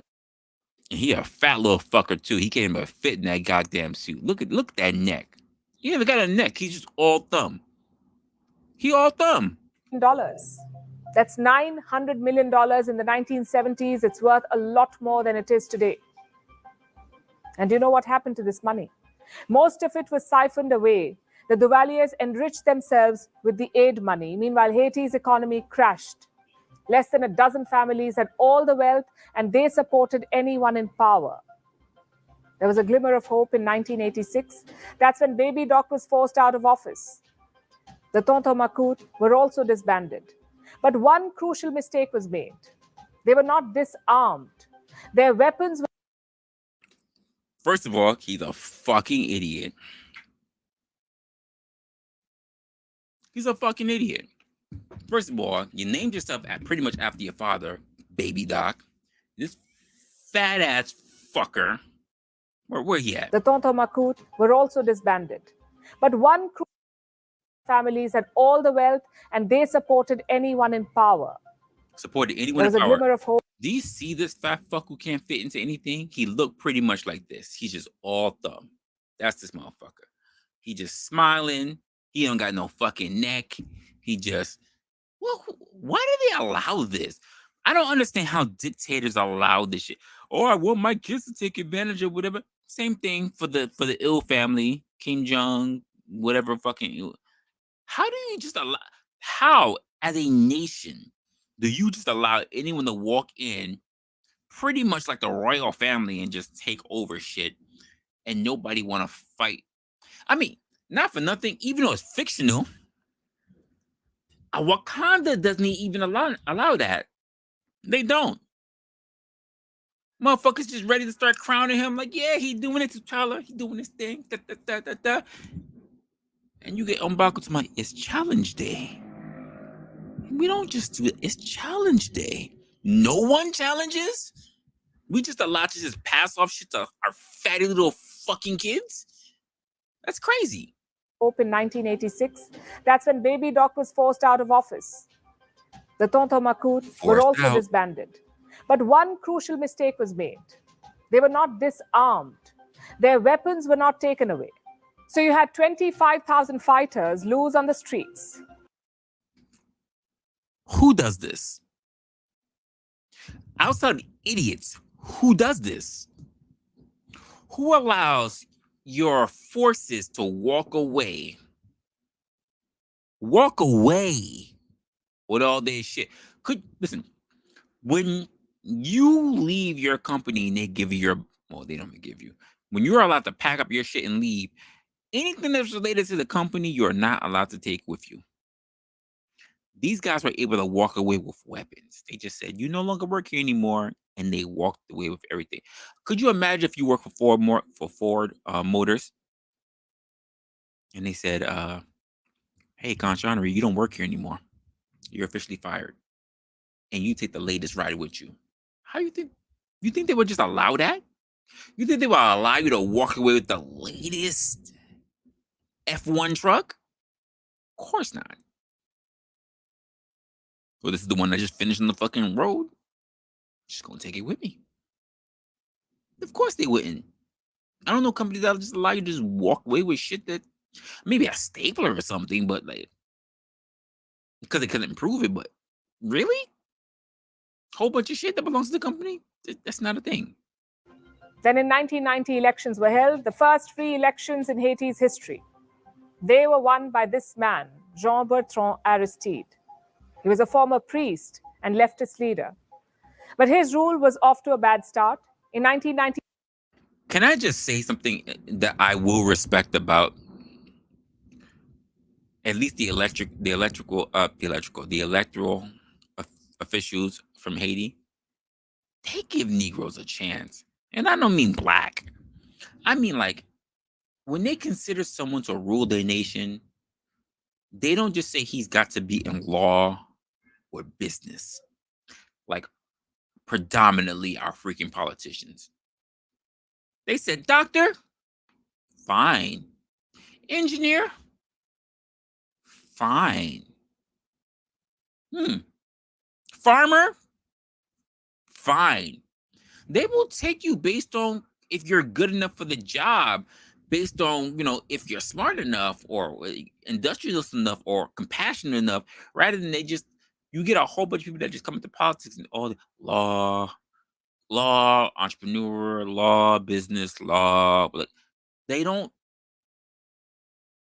criminal justice, like they don't really have a round amount of skills. And that's a lot of our politicians, by the way. the military ousted him. So the US decided to intervene once again. They sent soldiers to reverse the coup. And in 1994, Aristide was back.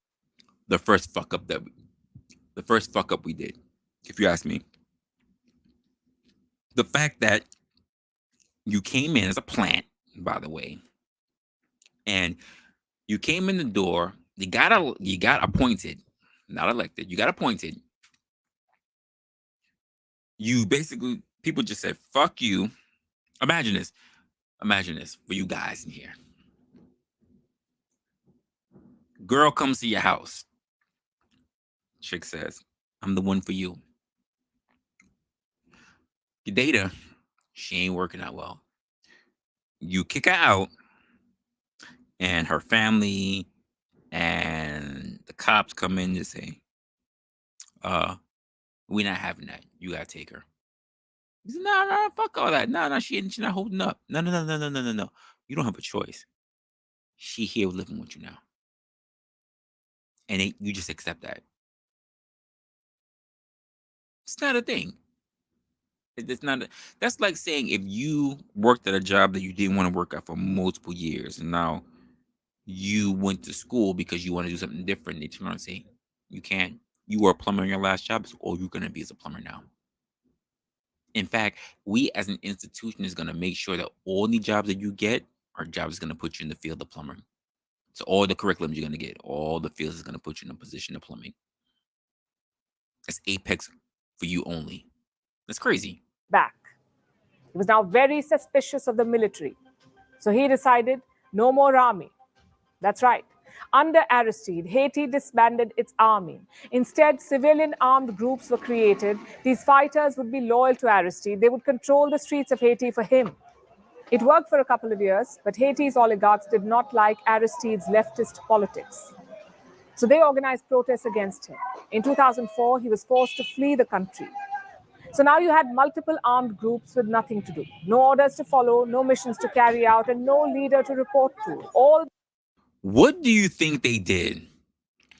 They had guns, they had people, and they had time. What do you think they did? Well, what do you think? You think they just sat around with no Monopoly board trying to figure out how to play Monopoly? What do you think that people who were only assigned to point weapons and take orders did once they had free time, no freaking orders, and no payment? What do you think they did? Like, and this was the second fuck up when it comes to Haiti. It was the second. They had was weapons. You can guess what happened next. A total plunge into anarchy. Haiti's local gangs evolved into crime syndicates. They sold drugs, traded weapons, and terrorized people. Why didn't later governments do anything about it? Well, to fight gangs, you need a military, and Haiti does not have one. In 2017, Jovenel Moïse re-established the army. But guess how many soldiers it had? Just 500. That's possible. I mean, we weren't there for the call. Because here's my thing. You get the call, right? Do you know how heavily monitored that call must have been if it didn't get to the president? That means if they got that call, right? And they were just like, so I got this call, right? Because just think about it. People on staff, right? If they break out. Hey, so we're all going to leave. We're all gonna go to the local bar. This is Haitian government. This is a Secret Service day. Yeah, the president gave us the night off. All of us gave us all the night off. We're all gonna hit the local bar, chill. No. Joseph, no overtime. No overtime. There's none. We're all gonna hit the bar. We're all gonna hit the local bar. And we're all gonna make sure that we stay there past 4 o'clock. Right? No one is to come back to the compound at all. At all. In fact, if you come back to the compound before 4 o'clock, you are fired. I'm not sure that's how the call went, but I do have my suspicions about stuff. The police are a different story, though. Haiti has around 15,000 police officers, but their weapons are quite useless. Some of them carry the same rifles that were used by the US soldiers in 1915. And this is the point that I was making before, CCD. These guys are basically carrying on to old ammunition to 1914 while all the rebels got new shit. All the gang members got new shit. Meanwhile, the gangs are high-tech. They use automatic guns smuggled from the US. So Haitian governments were helpless. In fact, some leaders depended on the gangs. They used the gangs to enforce their rule. It was a dangerous and reckless policy. Add to that the natural disasters. Haiti was struck by an earthquake in 2010. Around 300,000 people were killed. In 2016, a hurricane swept through Haiti. Some 850 people were killed. These disasters crippled the state infrastructure. They allowed these gangs to gather more power. And now they look unstoppable. Around 200 gangs operate in Haiti. Around half of them are based in the capital. The G9 Alliance is one of them. It is led by a former police officer called Jimmy Cherizier, aka Barbecue. The G9.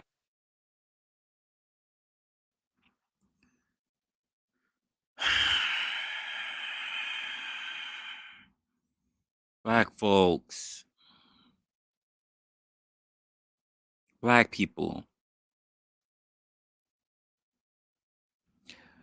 All right, black folks.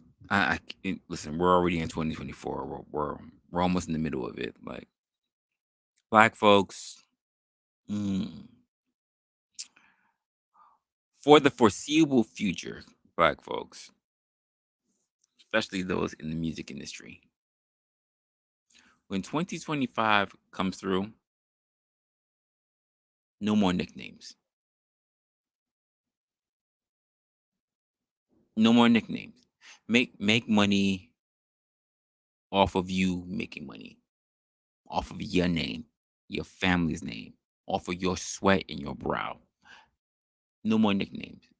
No more hyphens. No more letters only. No more colors.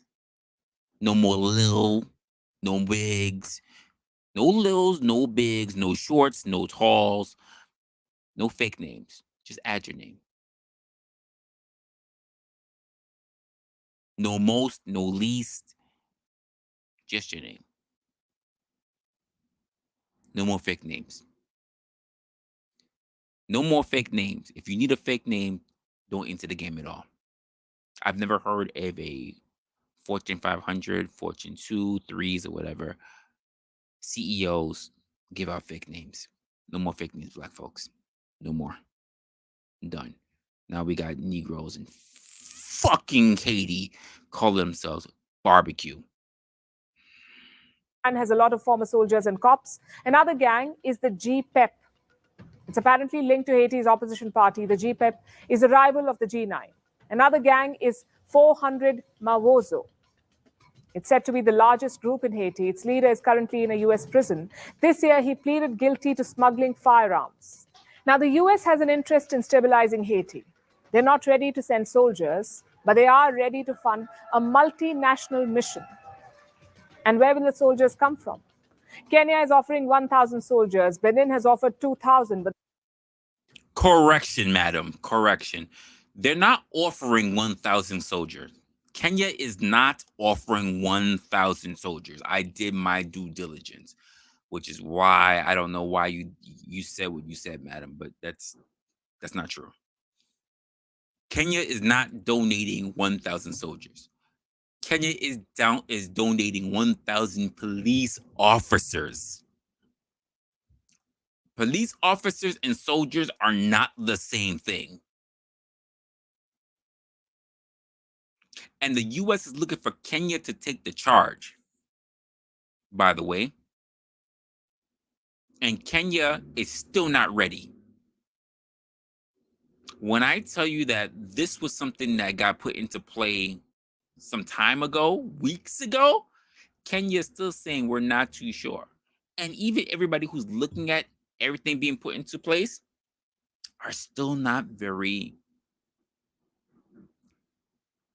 confident of what's actually taking place. Even when we talk about the US basically putting in money, right? Because you know me, I did my research as this. Kenya is only able to pledge an offering of 1,000 soldiers, but they delayed their deployment. So they're not even there. They're not even going there. They delayed their deployment until the new Haitian government is formed. Keep in mind, the self-appointed former president is in Puerto Rico. The clandestine appointed prime minister is not acknowledged. But Kenya will only offer 1,000 police officers only when the Haitian government has formed. So basically, no one's showing up. Haiti belongs to the gangs. Because even if Kenyan officers arrive, here's the first and foremost thing that they'll be struggling with: language. The first part they'll be struggling with is the overall communication.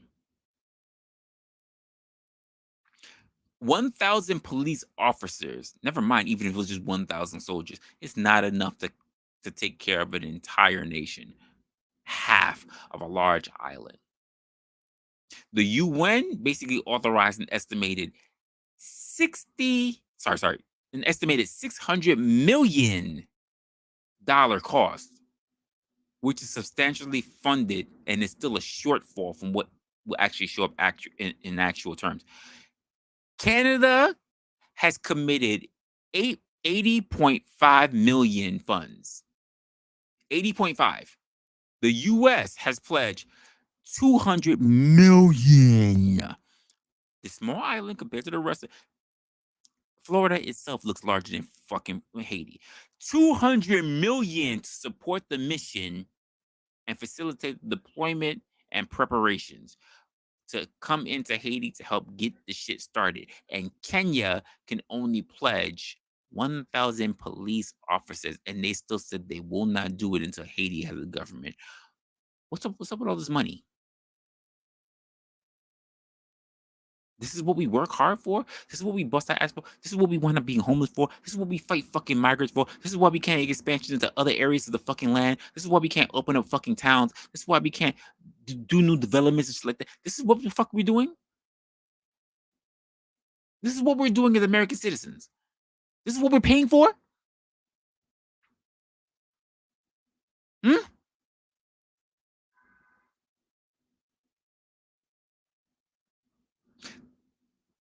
people that are actually going to be flying in, they're military aircraft contractors.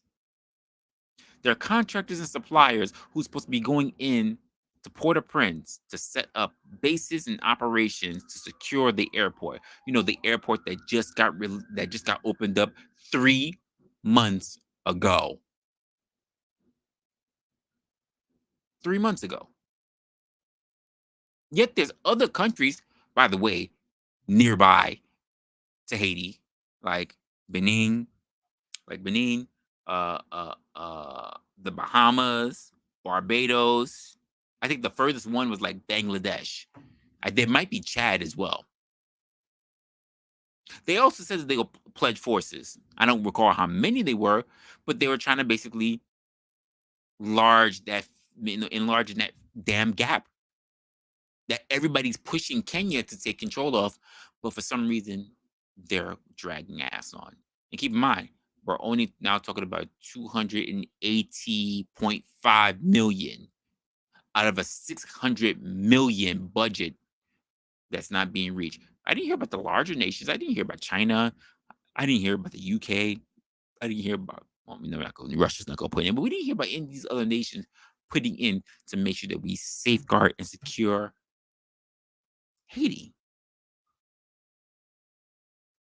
I didn't hear any of it. I didn't hear any at all.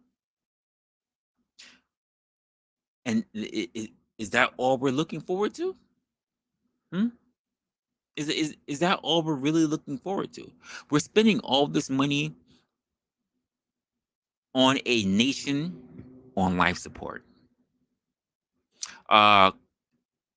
If you are Haitian and you feel a way about the things that I've just said, go fuck yourself. Your nation is on life support. You don't like what I have to say. I'm pointing out what's already been shown, what's already been said. Your nation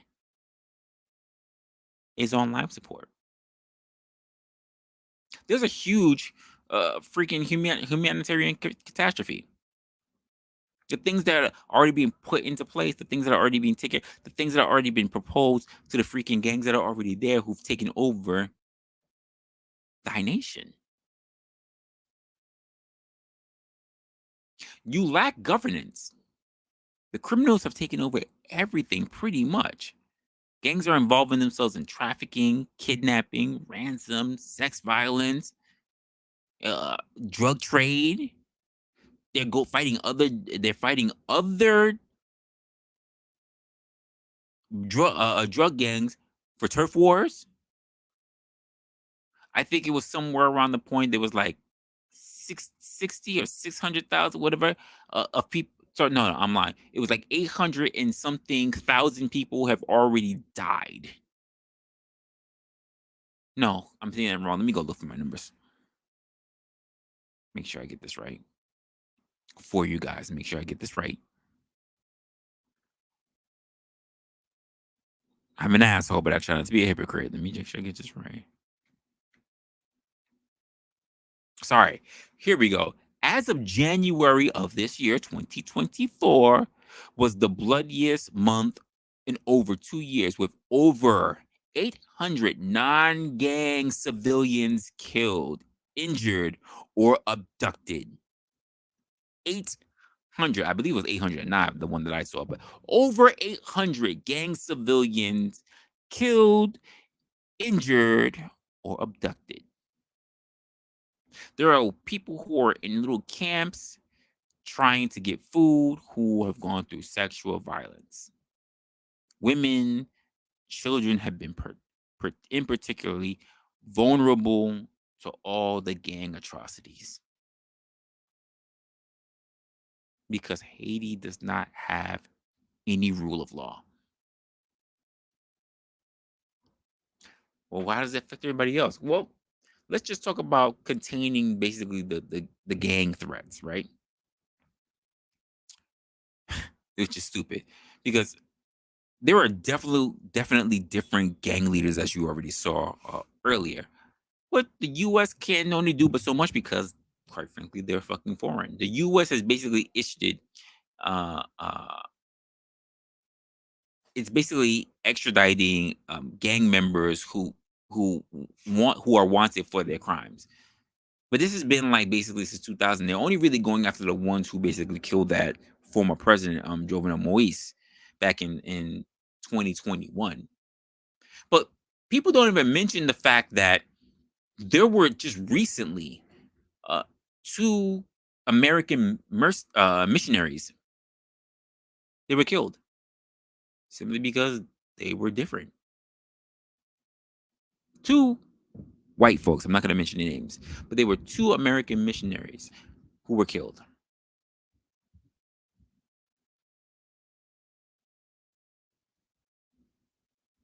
Just saying. What should we do about it? I don't really want to jump into that. You should form your own opinion as to what you think we should be doing about it. You said you know the story. I'm not gonna mention that story, but it's known. Everybody's talking about Haiti's catastrophe because they've lost so many millions of Haitians. They've lost so many population numbers.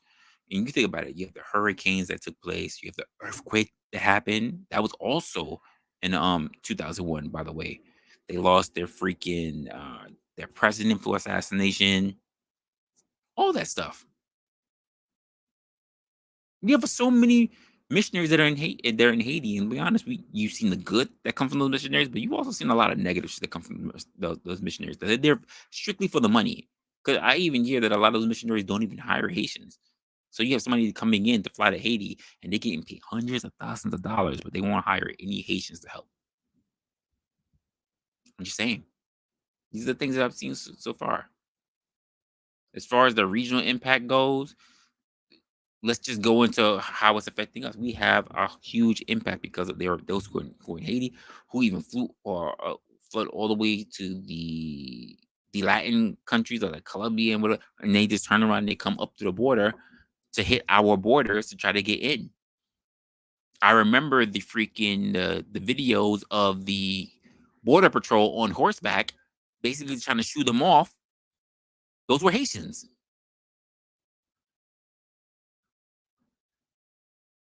The country's already dealing with a lot of huge fears when it comes to potential migration when it comes to Haiti.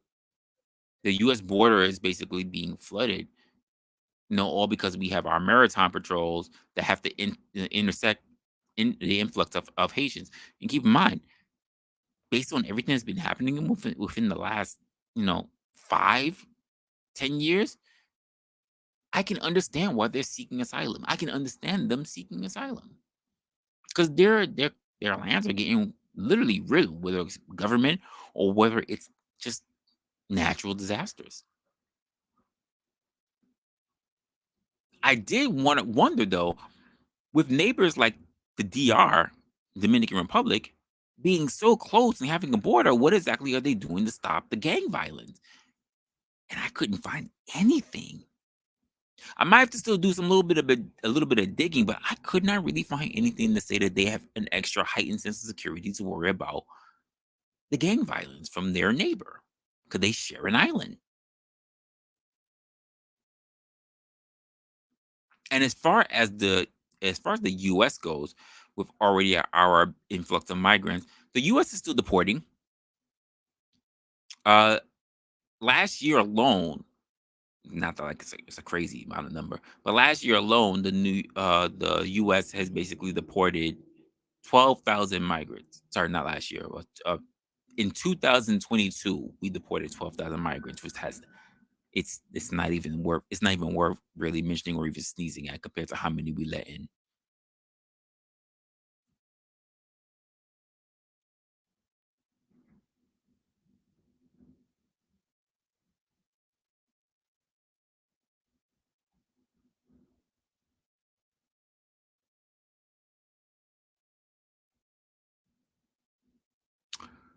Are you referring to Haiti, or I'm assuming that you're referring to Haiti?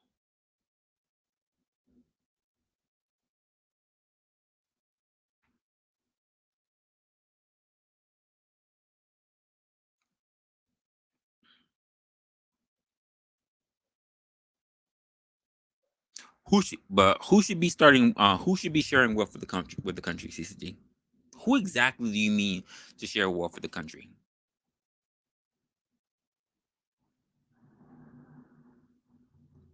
Why would any government share wealth? I mean, is the government let's just put this out there. Is the government responsible for an individual doing their due diligence to make sure that they become rich? Is the government responsible for, let's just say, Elon Musk becoming rich? Or is it his efforts? Is the government responsible for Jeff Bezos becoming rich, or is it Jeff Bezos? Because one of the things that we as Americans tend to say is like we believe that the rich should be spreading their wealth, but the rich pay more in taxes. This is something I will agree with Mayo. The rich pay more in taxes. So what are we spreading? The rich should not feel like that after all the work that they put into that they have just as much coming in as the average citizen. They shouldn't. They should not.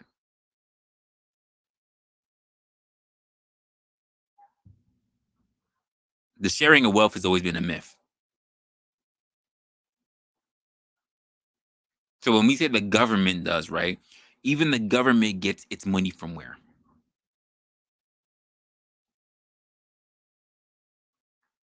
Turn in your guns and we'll give you a job. Said who? What do you and I hate to put it this way, CD. What do you think will guarantee you more of a chance to get a job? You turning in your gun, you getting a job, or you threatening to shoot them if you don't get a job? Which one do you think is more likely to land you employment? I will shoot you if you don't hire me, or I will turn in my gun and you can hire me. Which one do you think is more likely to get you a job? Just questioning. Just questioning. Which one is more likely to get you hired?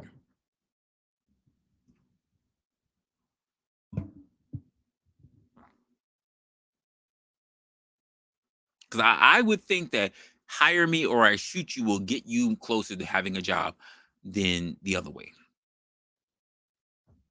That's just the way I see it.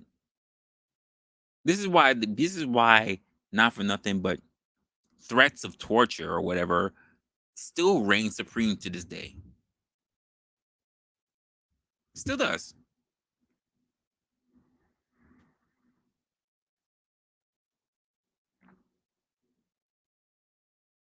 And I believe the last thing that you were saying in that was Haiti or Haitians, they could earn a lot with travel. What could they earn? It's one of the poorest nations to date. What exactly are they going to be earning? You have to consider the education system, which a lot of kids that got pulled out of. You have to consider what they've already been doing, which is not. They're mainly known for sweatshops. I don't think America is really known for carrying on a whole lot of sweatshops in other countries, not necessarily the US of A. I don't remember the last time a raid was conducted on a sweatshop here on United States soil. That's not to say it's not being done. That's not to say it hasn't been done. I just don't recall when's the last time that police officers or police raids ran a sting, ran a raid on sweatshops here within this nation. So, what exactly are people who are coming from literally a war-torn country with very little education, because they have more stable in terms of churches than they do education. I'm just letting you know that, CCD. There are more schools that are shut down than actual clinics because healthcare is still needed, even among gangs. So the same thing on how I said that the African migrants that come over here, right? If you, and I've said this before, even on previous stream, if you can't come here and show what you've done before in the past, all you're looking to do is take, which cost actual Americans money. Because we're not only paying for you to go to school for free, paying for your health care for free, paying for you to learn for free, which was the education, by the way, paying for you to live because you have to eat for free, giving you somewhere to be able to stay over, to have a roof over your head so that you're not dealing with the elements for free. How much would you have to work to take care? Let's just look at it this way, CCD. Let's just say if it wasn't a whole lot of Americans, since we're talking about spreading the wealth of a government, of the government, right, of rich people. Let's just say you by yourself. How much money would it take from you? I'm gonna keep it small. For 5 years, how much money do you think it would take from you to feed a single individual who has no skills or anything coming here seeking asylum? How much money do you think it would take from you? 5 years of your salary to a person who has no skills at all that needs to be taken care of. Just think about it. Think about it. If it was an adoption agency, you can have a refugee stay. You will bring them into your house. They could not work. They could not speak to you. They could not do anything. They were they. I hate to say it. They're essentially a pet. They don't house clean shit like that. They're a pet. Think of how much a pet costs you. Except this is a human being, which is going to cost you more than a pet. Would you opt for that? Would you opt for that? And I'm not even saying all in 1 year. Just think about what it would cost you in 5 years and just take your 5 year of gross and just add it to your 1 year. Are you willing to pay that? I'm not even calling them pets or animals or whatever. But because the way I'm premising it is if they're not granting anything to you, because the thing about when we purchase pets, when we adopt pets, we are talking about things that necessarily do not work for us, instead works against us. That's why I use the term pet. I didn't say horses. You can put horses to work. They're not just for riding.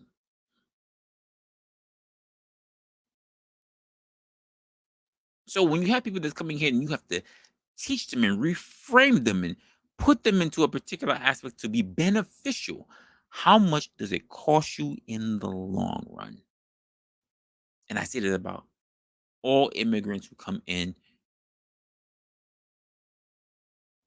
Listen, don't say that. I didn't say that. I said consider pets. I didn't say pet.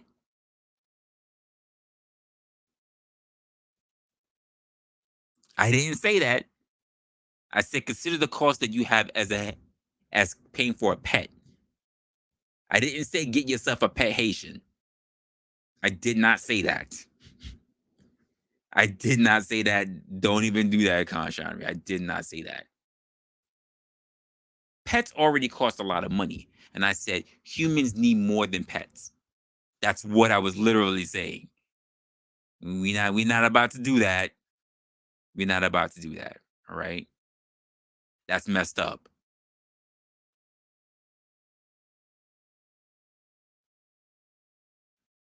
No. Yeah. Parallels. I did not say that's what we need to be doing. All right. I did not say indentured servitude. I did not say nothing. All right.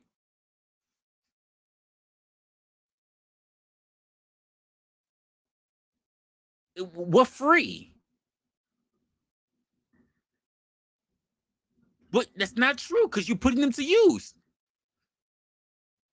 You're putting them to use. It's not for free. You can't put your dog to use at a restaurant.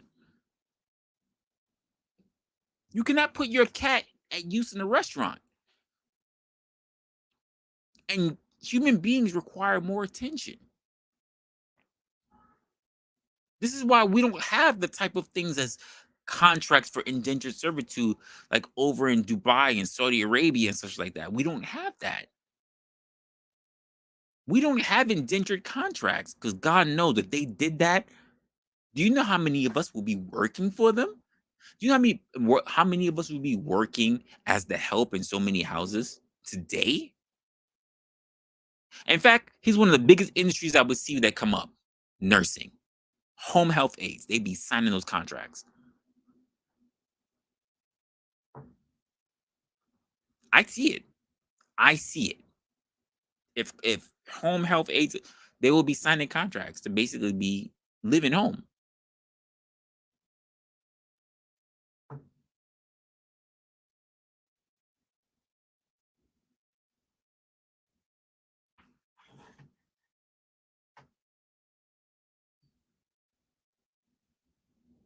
I don't know I don't know any restaurants that don't start small.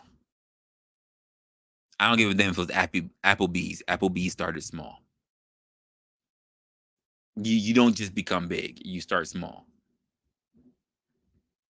And I don't think you would still do it with free human labor. So that's just not a thing. It's not a thing. And the idea that we have all the influx of people that's coming here, and we're trying to be able to best safeguard our nation, is not really helping out well. And then you got idiots that are being called things like barbecue. Let's just be honest. I think we can draw parallels to why that person is called barbecue, right? You know what? Hold up. Hold up. Think I can show you better than I can tell you.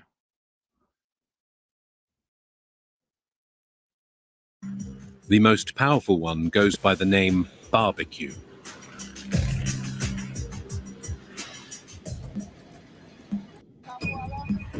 After 10 days of negotiations, we managed to get a meeting with him. His stronghold, the popular district of Delma.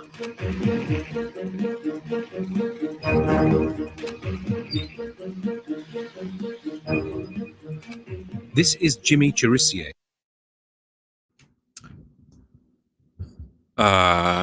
Jimmy Cherissier, or also known as Barbecue. Just want to let you know, he's the guy that's here in the middle. Here in these United States, as powerful as you are in your land of Haiti, here in the United States, we would call that gay. That would be gay, sir. You are riding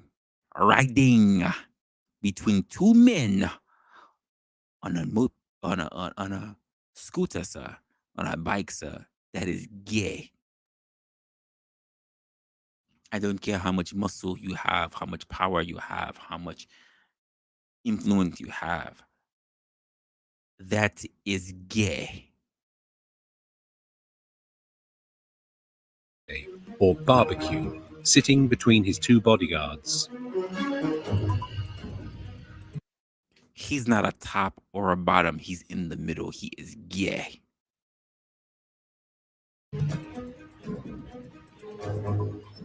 Without their protection, we would not have been able to film in the neighborhood without being robbed. Wearing a multicolored t-shirt and casual shorts, we discover he is rather friendly. He explains the origins of his nickname to us. Pour te différencier ma tout Jimmy sa yo, et que les a parlé de moi, yo dit Jimmy barbecue. Barbecue, c'est là li sorti. C'est juste parce que maman te kon fait manger cuite pour vendre et que te chargé l'autre Jimmy dans quartier pour te différencier ma Jimmy sa yo te relem barbecue. And the rest is history. But as the footage shows, the reality is much more morbid. Barbecue's speciality, burning down houses with the residents still inside. Such a surprise. Such a surprise. Anyone who's ever known to ever have the words barbecue and not be known to deal with fire? Of course not. So,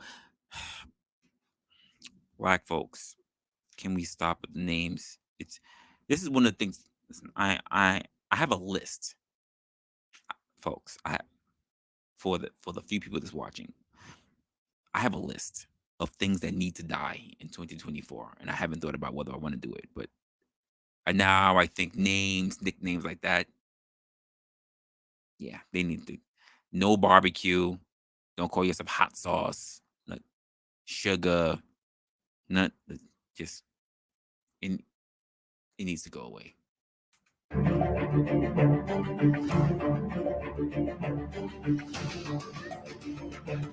The new leader of Port-au-Prince is the head of the G9, a federation of 9 gangs that control a sizable area of the city's neighborhoods.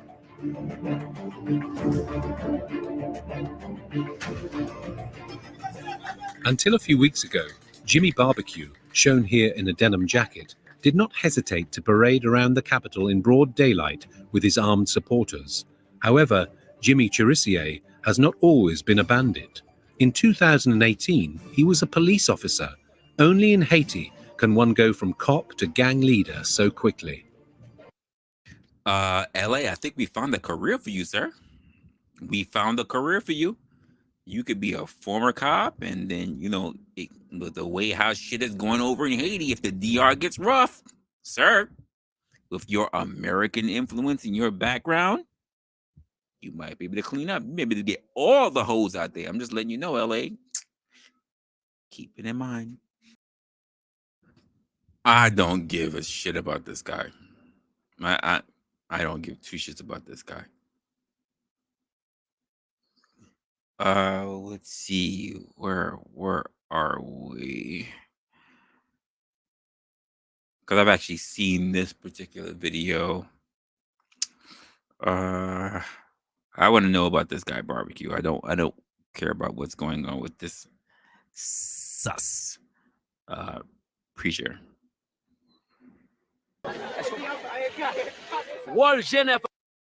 Look at those chicken thighs. When's the last time you saw a jump? When's the last time you saw a drumstick that big?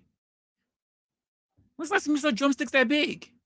She had a shit ton. Never mind. We're gonna discount the flies. We're gonna discount the flies. But she got a lot of big ass drumsticks.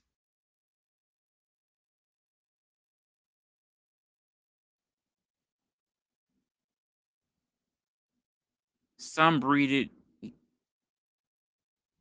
Some. Listen, I can tell you from the last 3 chickens I've broken down, because I'm a person that likes to buy entire birds to break them down. But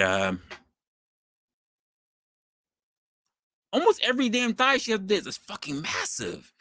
So if the thighs are massive, if the freaking the drumsticks are massive, that the bird was massive. Now, if we're just doing numbers and statistics, if the drumsticks were that massive, the birds were big. And if the birds were that big, as many drumsticks as we see, as many drumsticks as we see up there of these massive ass drumsticks, that means they had a lot of big birds. We're not going to talk about the fish.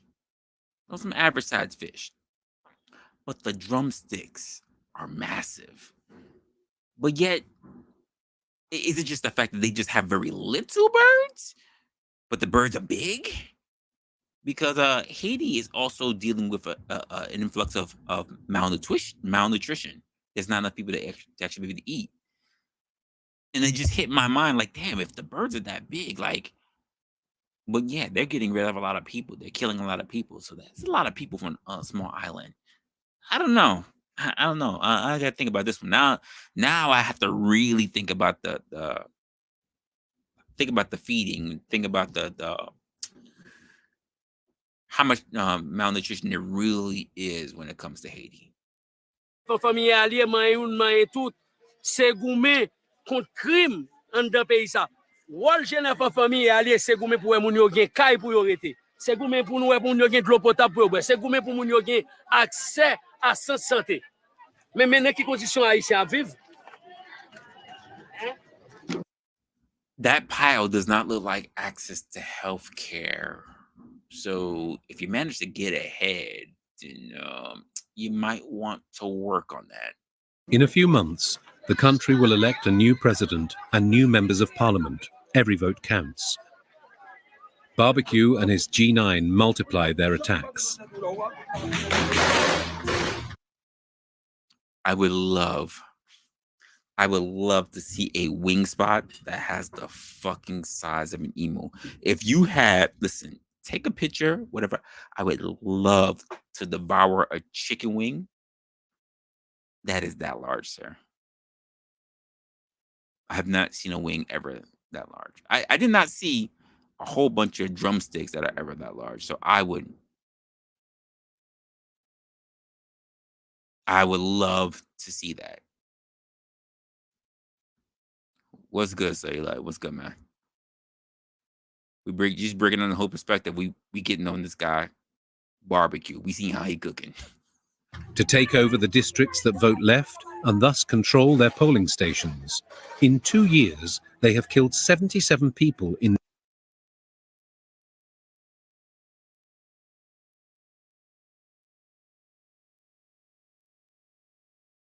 Bel Air.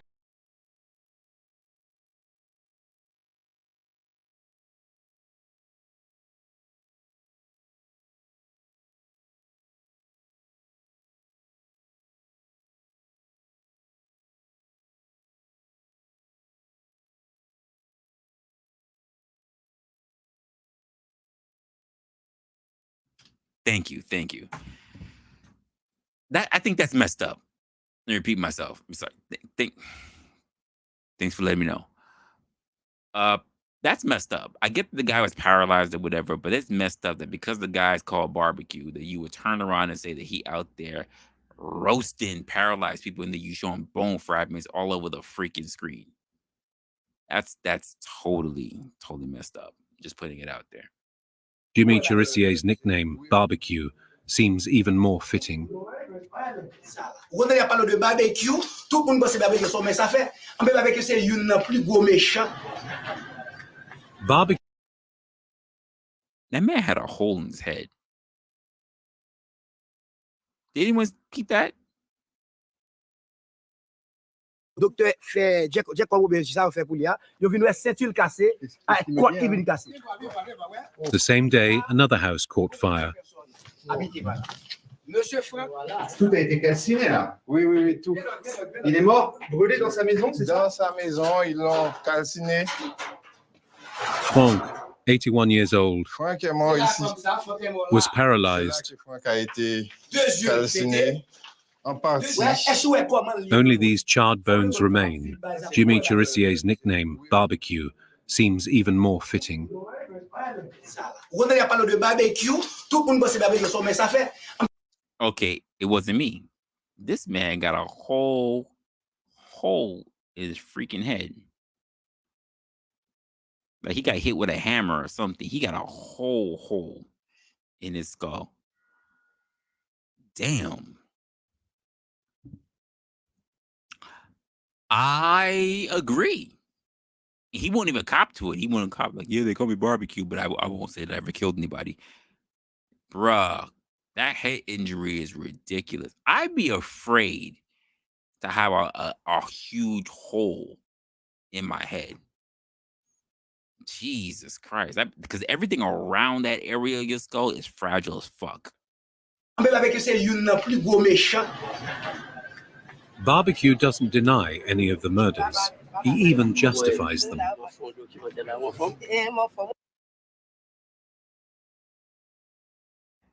I would love to hear his justification of roasting alive a paralyzed man, which looked like the fucking second or third floor in his bed.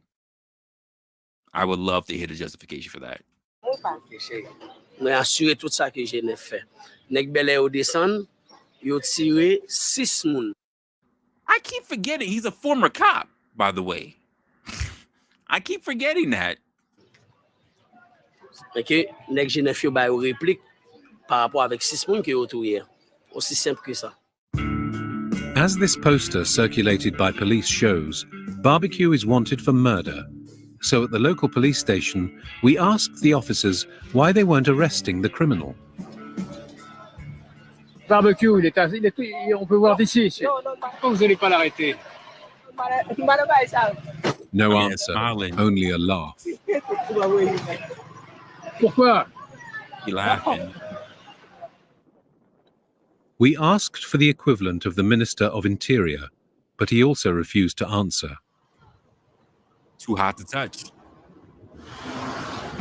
Police Commander Domond Sansé is one of the few to speak out. A member of... So he's the one that's gonna die. Can we just say that we've seen this story before too many times? If you got the local cops who is smiling in your face as journalists, laughing at the fact that barbecue, you think we gonna touch that man? You think I'm gonna touch a man called barbecue when I go to sleep? I might wind up on a spit. And you got this one man over here that's talking about, yeah, I'ma still talk about. You think he gonna last long? Chad, is this man gonna last long? We talking about in a literally lawless land. We think he gonna last long? We think he really gonna last long? The left-wing union. His goddamn name is Barbecue. We just saw bone fragments. God damn it. He denounces the indifference of the authorities in dealing with the gang's influence.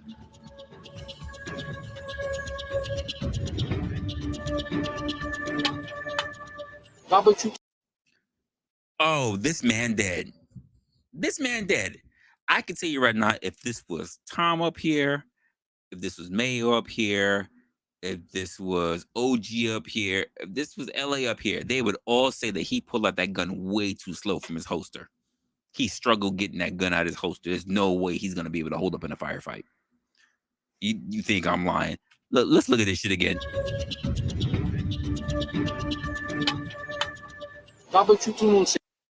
It wasn't even a holster. He was just slow to put it on the table.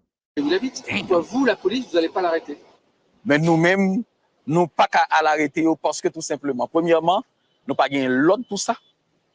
Et deuxièmement, nous sentons que le gouvernement, le état-major, là, pas gagné ça en perspective. Donc ça veut quand même bien dire que l'état-major et le pouvoir le protègent. Assurément, absolument. The Haitian police are powerless and often completely overwhelmed. Absolument.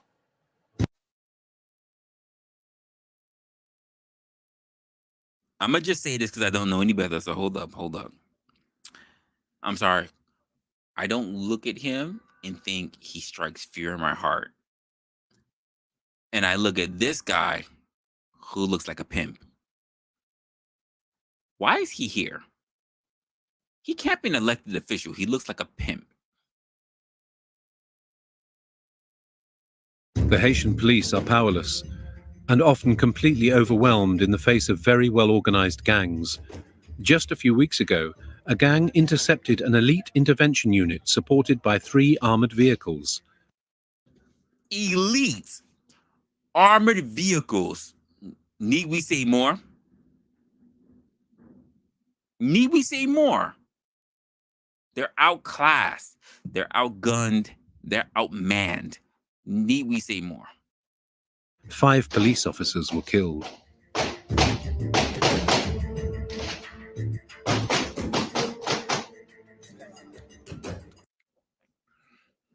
All right.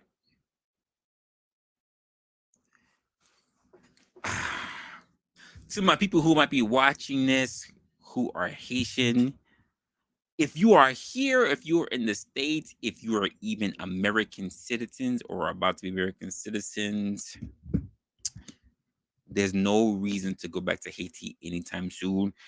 In fact, I think the best thing for you would be to hope that Haiti closes its borders off the same way how Cuba did to get their shit together. Because the way how it stands right now, Haiti not gonna make it.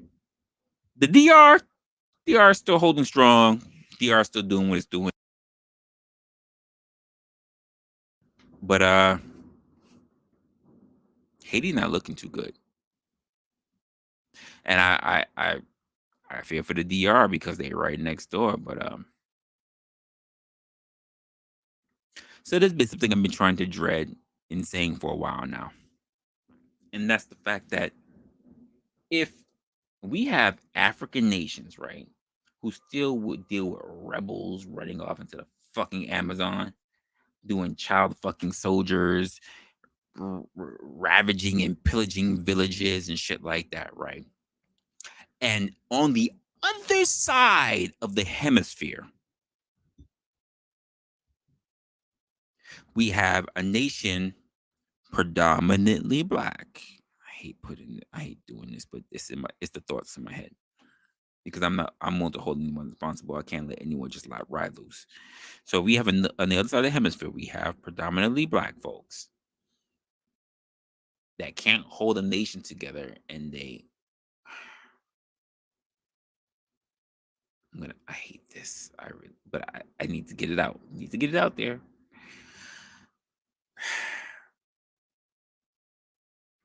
If they're out there on the other side of the hemisphere, despite the fact that they had to deal with the French and whatever else, which a lot of the nations don't consider the French to be very strong or as egotistical, despite the fact if you want to look at like Napoleon and shit like that. If you look at just how black run nations are doing, how they allow particular shit to happen.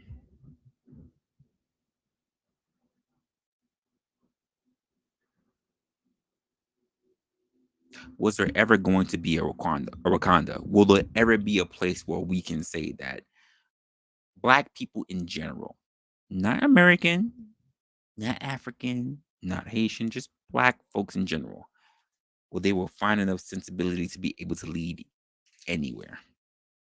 I hate to really put it out there like that, but when I think of Africa, when I look at how Africans were basically ran out of Egypt, even if you could say Egyptians are African, there was predominantly a time when it was African, black, and now it is Egyptian as an Arab, to the point where you have African American descents who are here in the U.S. and they're still struggling with their things, and now we're considering those who are in neighboring lands, not too far off from Florida, who are also dealing with lawlessness. Until we see an actual development of something that could be considered to be the standard, do we just suck at ruling? As a whole, are they just better followers than they are leaders? And I mean black people. Because apparently taking charge is a big problem right now.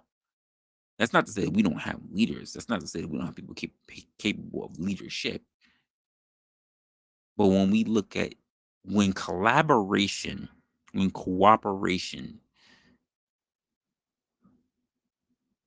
is up for debate, we are only better at destabilizing.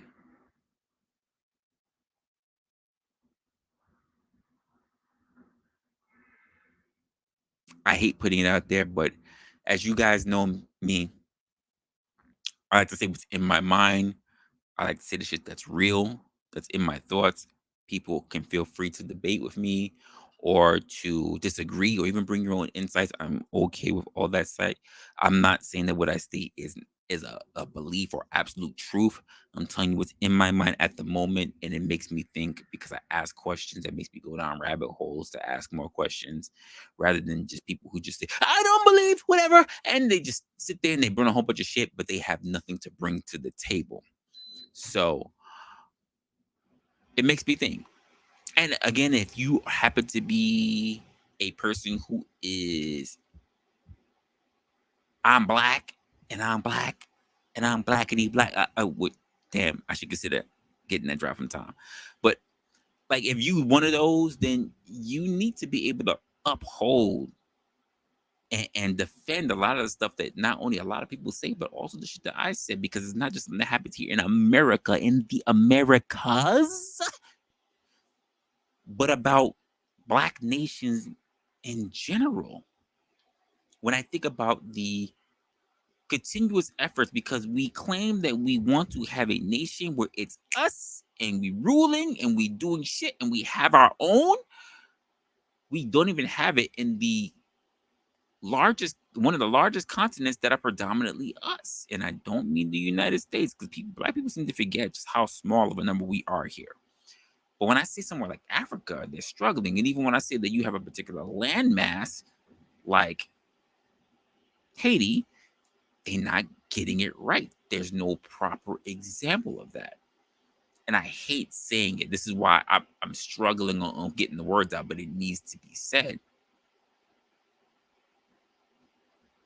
When I think about the region's impact, when and consider the fact that what we want for the future, because if we say even from Haiti and how the gangs and corrupt people and savages want to be part of the government, it's the same thing we say for Africa, where the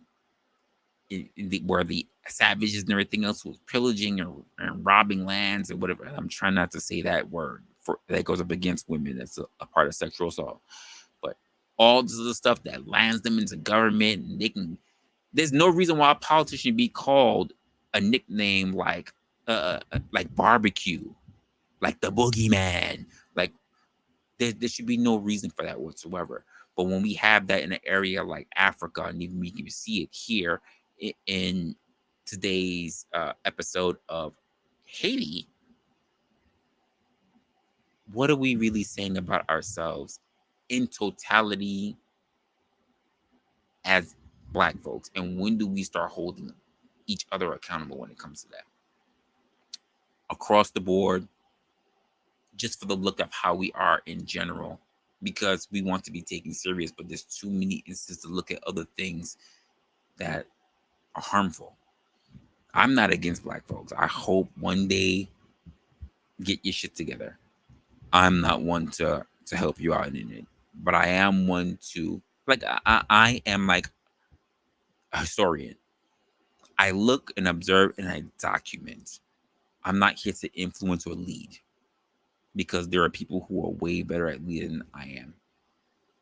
And when I consider the nation that we are, when it comes to the things that we allow within the American system, because keep in mind, Haiti's a neighbor. It's within the quote Americas, whether you like it or not. Oh, I need a passport to get out there, such and such. They are right there.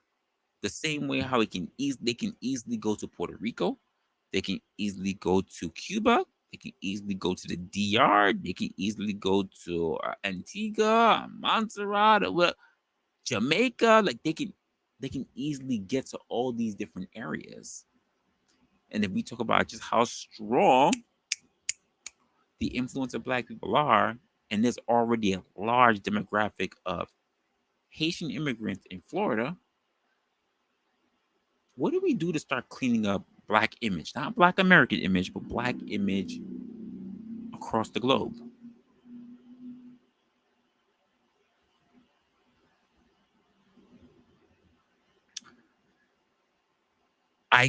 I could get into that.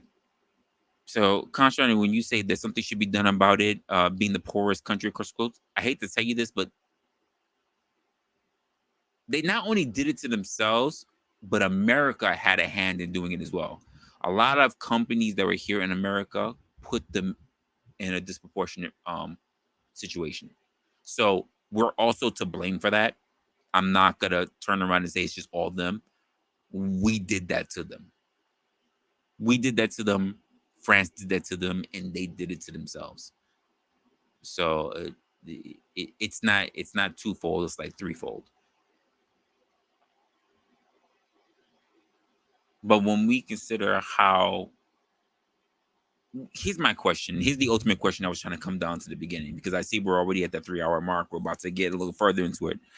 But the ultimate thing that was in my mind is, what do we do about Haiti?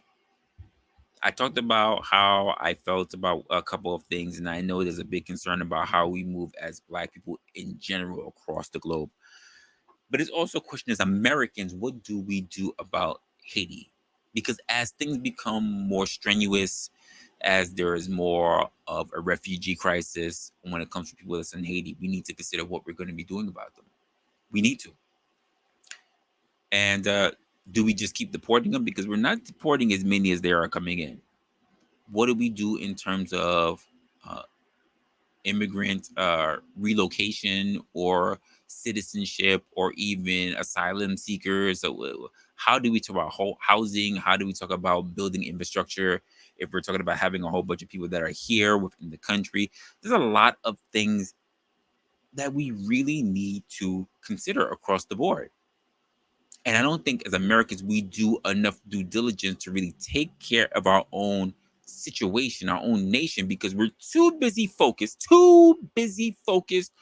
on shit outside of our borders than within. We're too busy worried about Palestine. We're too busy worried about Israel. We're too busy worried about Gaza. We're too busy worried about China. We're too busy worried about Ukraine. We're too busy. What the fuck is happening here? Doesn't seem to be as important. I don't understand how what's happening outside of your garden is more important than what's happening within your very home. And I say that to all and every American. But that's just my thoughts. You tell me what you think. Of course, I always want to thank you for taking the time, because especially if you are those who are listening on the repeat, I want to thank you for taking the time to actually look at this video. I know we're a bit long. It's been a little bit lengthy. I think that 3 hours is now somehow going to be our new benchmark. But I hope that you really take some time to really think about the kind of things that were going on in our lives. And the most of all, the things that I talk about in terms of how we look at the world, how we look at ourselves, and how we look at social media. Because one of the most prominent things about being on this particular segment, on this particular channel, is why I call it opinionated, is not because we just keep them on our own, but a lot of times we end up keeping a lot of the opinions that are not necessarily ours, the things that are bred to us, that are thrown in our face, that we tend to hear a lot and we believe that it's true, that we are indoctrinated. And I just want to say, stop for a moment. Don't worry about what everybody else is saying. I just need you to wipe all the background noise, start fresh, turn off your music, whatever, sit alone and just say, how do I feel personally? Not what based on what somebody else said and they made a good argument, whatever. How do you feel about this situation? Sit there and really internalize it and give me your perspective. Because that's all I want. Your authentic perspective and no one else's. With that being said, you can reach me on all kind of mediums. I have been trying to post things up on Twitter. No one really hits me on Twitter because Twitter is a very weird place. You can always catch me here on YouTube. As far as it goes right now, I am definitely on for Wednesdays at 4. And of course, Saturdays at 4. I will see about whatever time I can do, because this is not an easy thing to do a lot of the times. But I do appreciate your support. For any of those who actually care about it, this is a hard thing to do all the time, but you can always be able to reach out via Cash App at $ Resla Opinionated. And of course, for those who don't want to do that, you can do a PayPal at Resla 2. Like I said, I couldn't find a Resla 1, and for somehow whoever the hell is Resla in general, they took it. Already gone. What can I say? Not much I could do about it. You can reach me at all types of mediums here on social media, basically being on Twitter. Like I said, you can catch that at _Resla. This is my long part of it. For those you already know, you're already here catching me. I'm already here on YouTube. Of course, I'm going to be on Resla Opinionated, which you can catch me on IG, because I've been putting up a whole bunch of stuff there as late. And of course, if you have any ideas for your own thing going on, or any kind of questions, or if you want to have a particular perspective on a particular segment, or even if you have something in the future that you might want to collaborate or even talk about in the future, you can catch me at reslaopinionated@gmail.com. And with that being said, I hope you really take the time to really think about the things that we're talking about, because these are the kind of things that we are distracted from, and not even realizing just how close it is to our doorstep. Not just as a nation, not just as Americans, but also within the blinders that are given to us on social media. And we need to be more open-minded to see what's going on. With that being said, love you guys. I pray for you all, guys, even though I'm praying man, so maybe I'll get my girl to pray for it. I do hope the best for you, though. And until then, I'll see you next time. Stay opinionated.